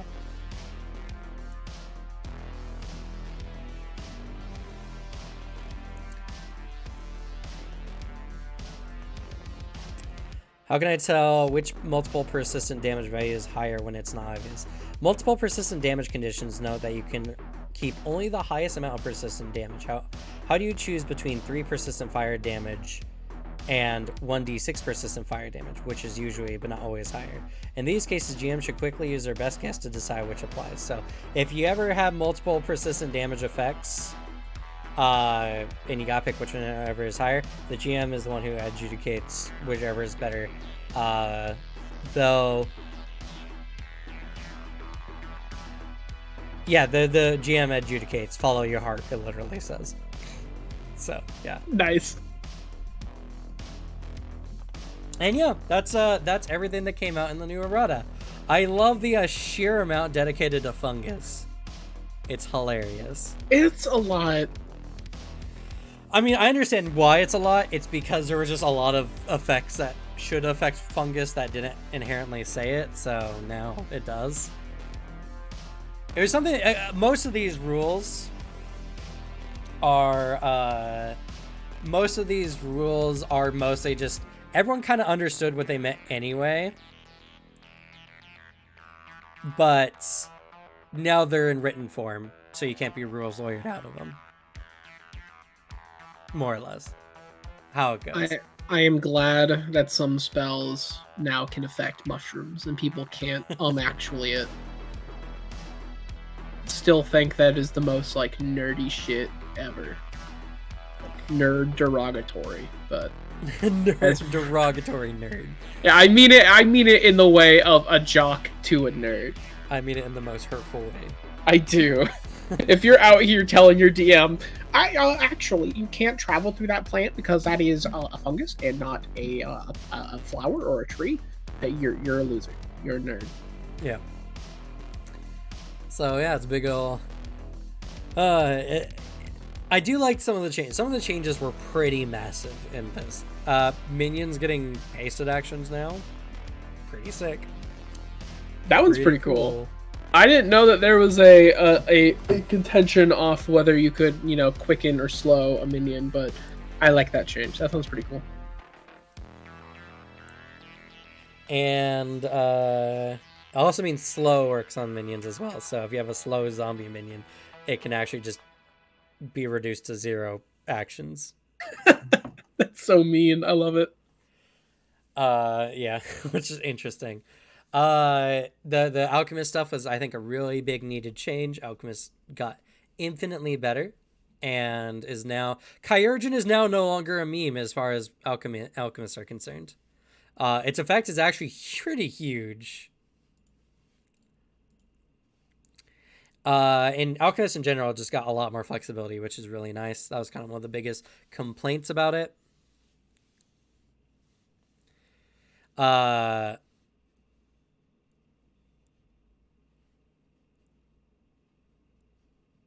Yeah, I can understand that, Rylan. That would just be a lot of work. What were some other War Priests and Cleric in general getting those simple weapon proficiencies? Actually pretty good. It means now when you get magic items, you're like, oh, it's a great short sword. I'd love to have it. But unfortunately, it's not a trident like my god demands that I use. So I'm just not going to use it. Your god just standing in the clouds like a jealous girlfriend. You better not touch that. You better not touch it, you fucking cleric. I'll take your powers. I saw you look at that great sword. No, I will. Considering I love the trident. I love the trident. Also innate spell casting, giving you access to the cast a spell activity, is pretty nuts. That makes innate spell casting really good just because it gives you access to wands, spell scrolls, and staves now, which is pretty solid. Actually, staves might actually require you to be a spellcaster, now I'm thinking about it. I mean, anyone can pick up a stick.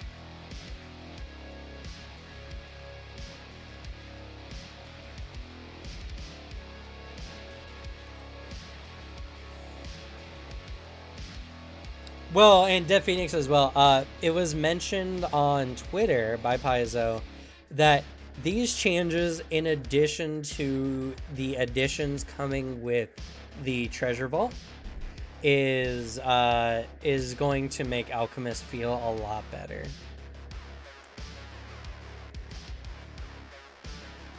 Yeah, a full like class rework is a little out of the or at least like a lot of extra stuff's out of the question for an errata. Just got to fix the wording as written. Yeah, pretty much. So that is going to be like in addition. It's going to feel a lot better, obviously, and I think this will make Alchemist feel a lot better.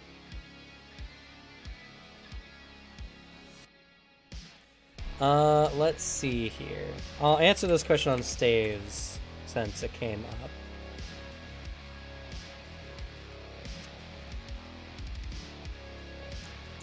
Spellguard Shield being able to spell block spell attacks, pretty huge too. I actually like that change a lot.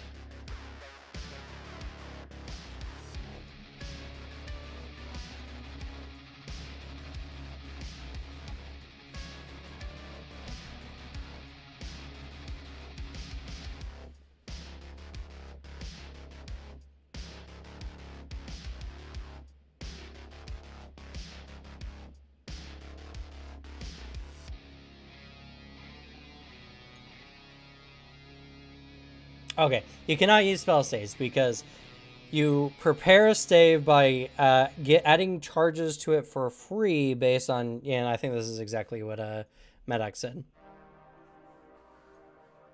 Correct.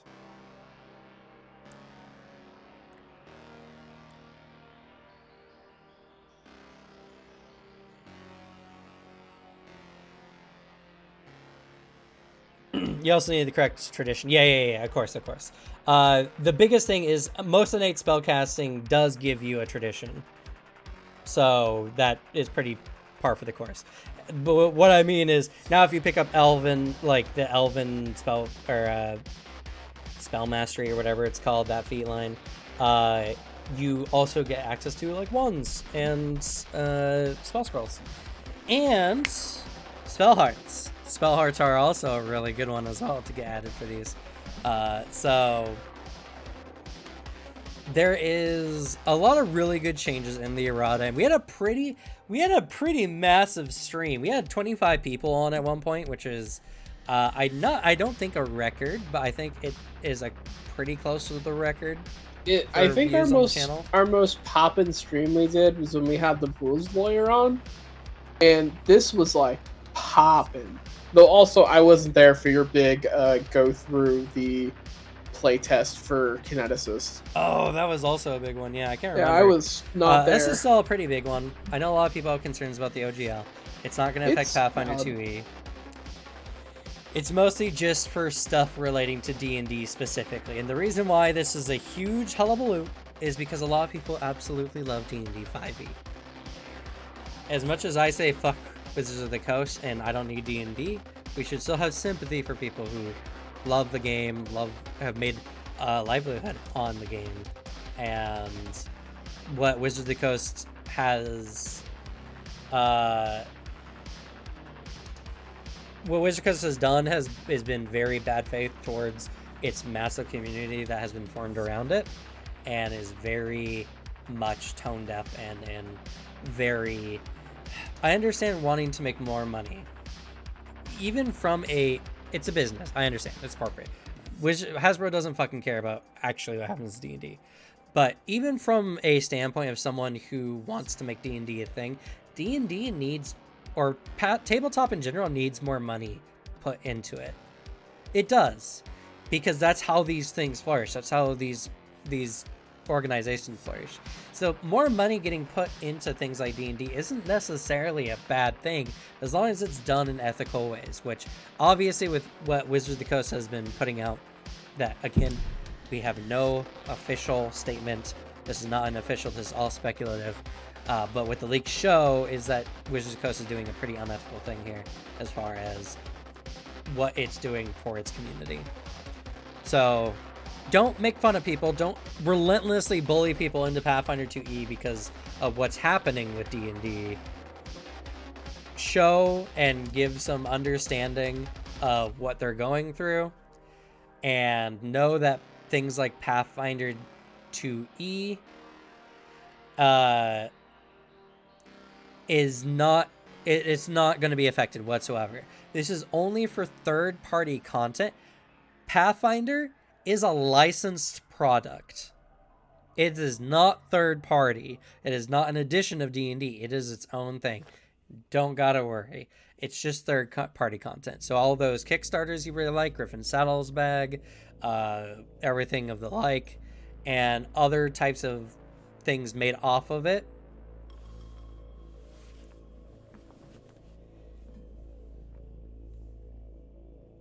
is money. D&D, yeah, I like that one. Is it's a lot of stuff that people are concerned about, and we should have a lot of empathy today.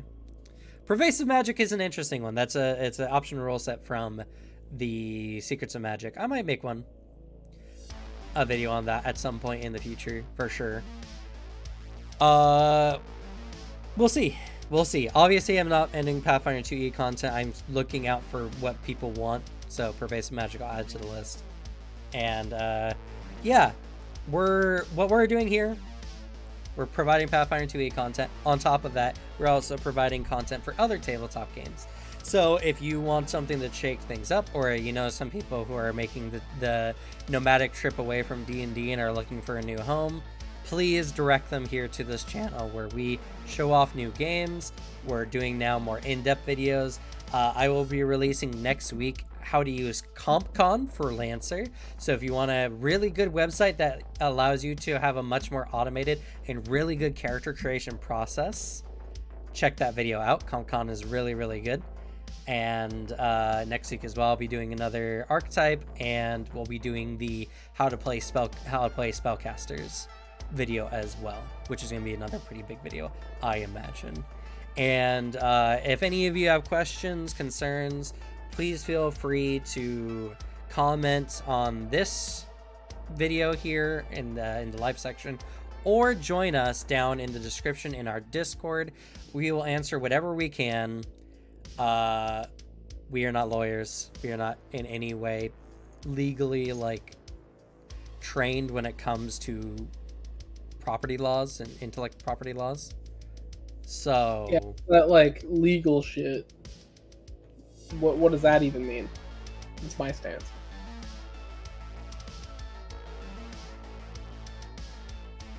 That does sound like a good game, Bill Shepard. It does sound like a lot of fun. So there's a lot of things that we will be doing to help enrich the tabletop community, and I hope this takes people away from D&D, honestly, because people need to realize that the whole tabletop community should not be built on one monolith. We should have a whale fall. We should have all these really good developers who are making really great tabletop get some of the cut, get some of that pie, and make even better content. And we should make a industry that's a lot more indie friendly, because I feel like that is the future. Agreed. But also, I'm very curious. Did you also just recently learn that term through a tweet? No, I think really? it's a video. I saw a tweet like yesterday that was talking about what a whale fall is, and saying like this would be a really cool like fit short story concept. And I'm like, that is cool. Then you're saying it twice, and it's like, I know what you mean. Yeah, I know. I think I watched it on a video on YouTube. I think it was the D&D explainer guy. I think is, I can't remember. He talks about Critical Role a lot. I don't watch D&D content.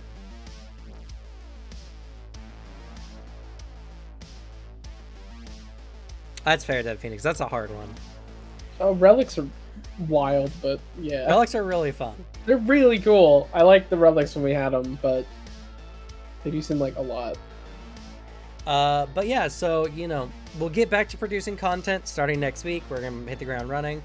Alex and I have a lot of fun stuff planned for this year. We are also getting really close. We're over halfway to 2K subs. Yeah, which is dude. Nuts. We're about to hit over the 600 mark. 1.6 soon. So I'm very excited about that. If you believe in tabletop RPGs and you want to be in a community that's all about making this hobby better for all, join us. Join the Discord. Tell people about us. I promise we're working really hard in that direction. All right, anything you want to close with before we say goodnight? Yeah, this next week, go to my channel. It's Glue Boy. I got more Warhammer videos up and running. 2 really fun topics are going to be posted starting next Thursday, where I can finally start producing videos again. I'm also real close to 1K, so getting over that would be pretty cool. Yeah, we're both really just going to be hitting the ground running for this, because we both are just like gearing up for a very productive 2023. This is going to be a great year for both of our channels. I can already see it. I agree. Yeah. You're a little late to the chat here, Length, but yeah, it's a doozy. It's a genuinely fun article to read from like an outsider perspective. Yeah. If you're into D&D and third-party content there, it's horrifying. From the outside, you're just like, my God, what kind of dystopian shit is this? I felt that way when I got told what the 4E OGL was. Yes. Oh my God. I got all the links. I'm gonna make a community post here on the YouTube as soon as we're done with this. And I will copy it to the description of this live play, which will take some time to render, so it'll be a moment before it comes out. But yeah. But I guess before we leave, do you want to link the Gizmodo in the chat here, Alex? Yeah, sure. Oh, God damn it! I'm using a new browser and I keep forgetting. That is just so that people can get started. Yeah, there it is.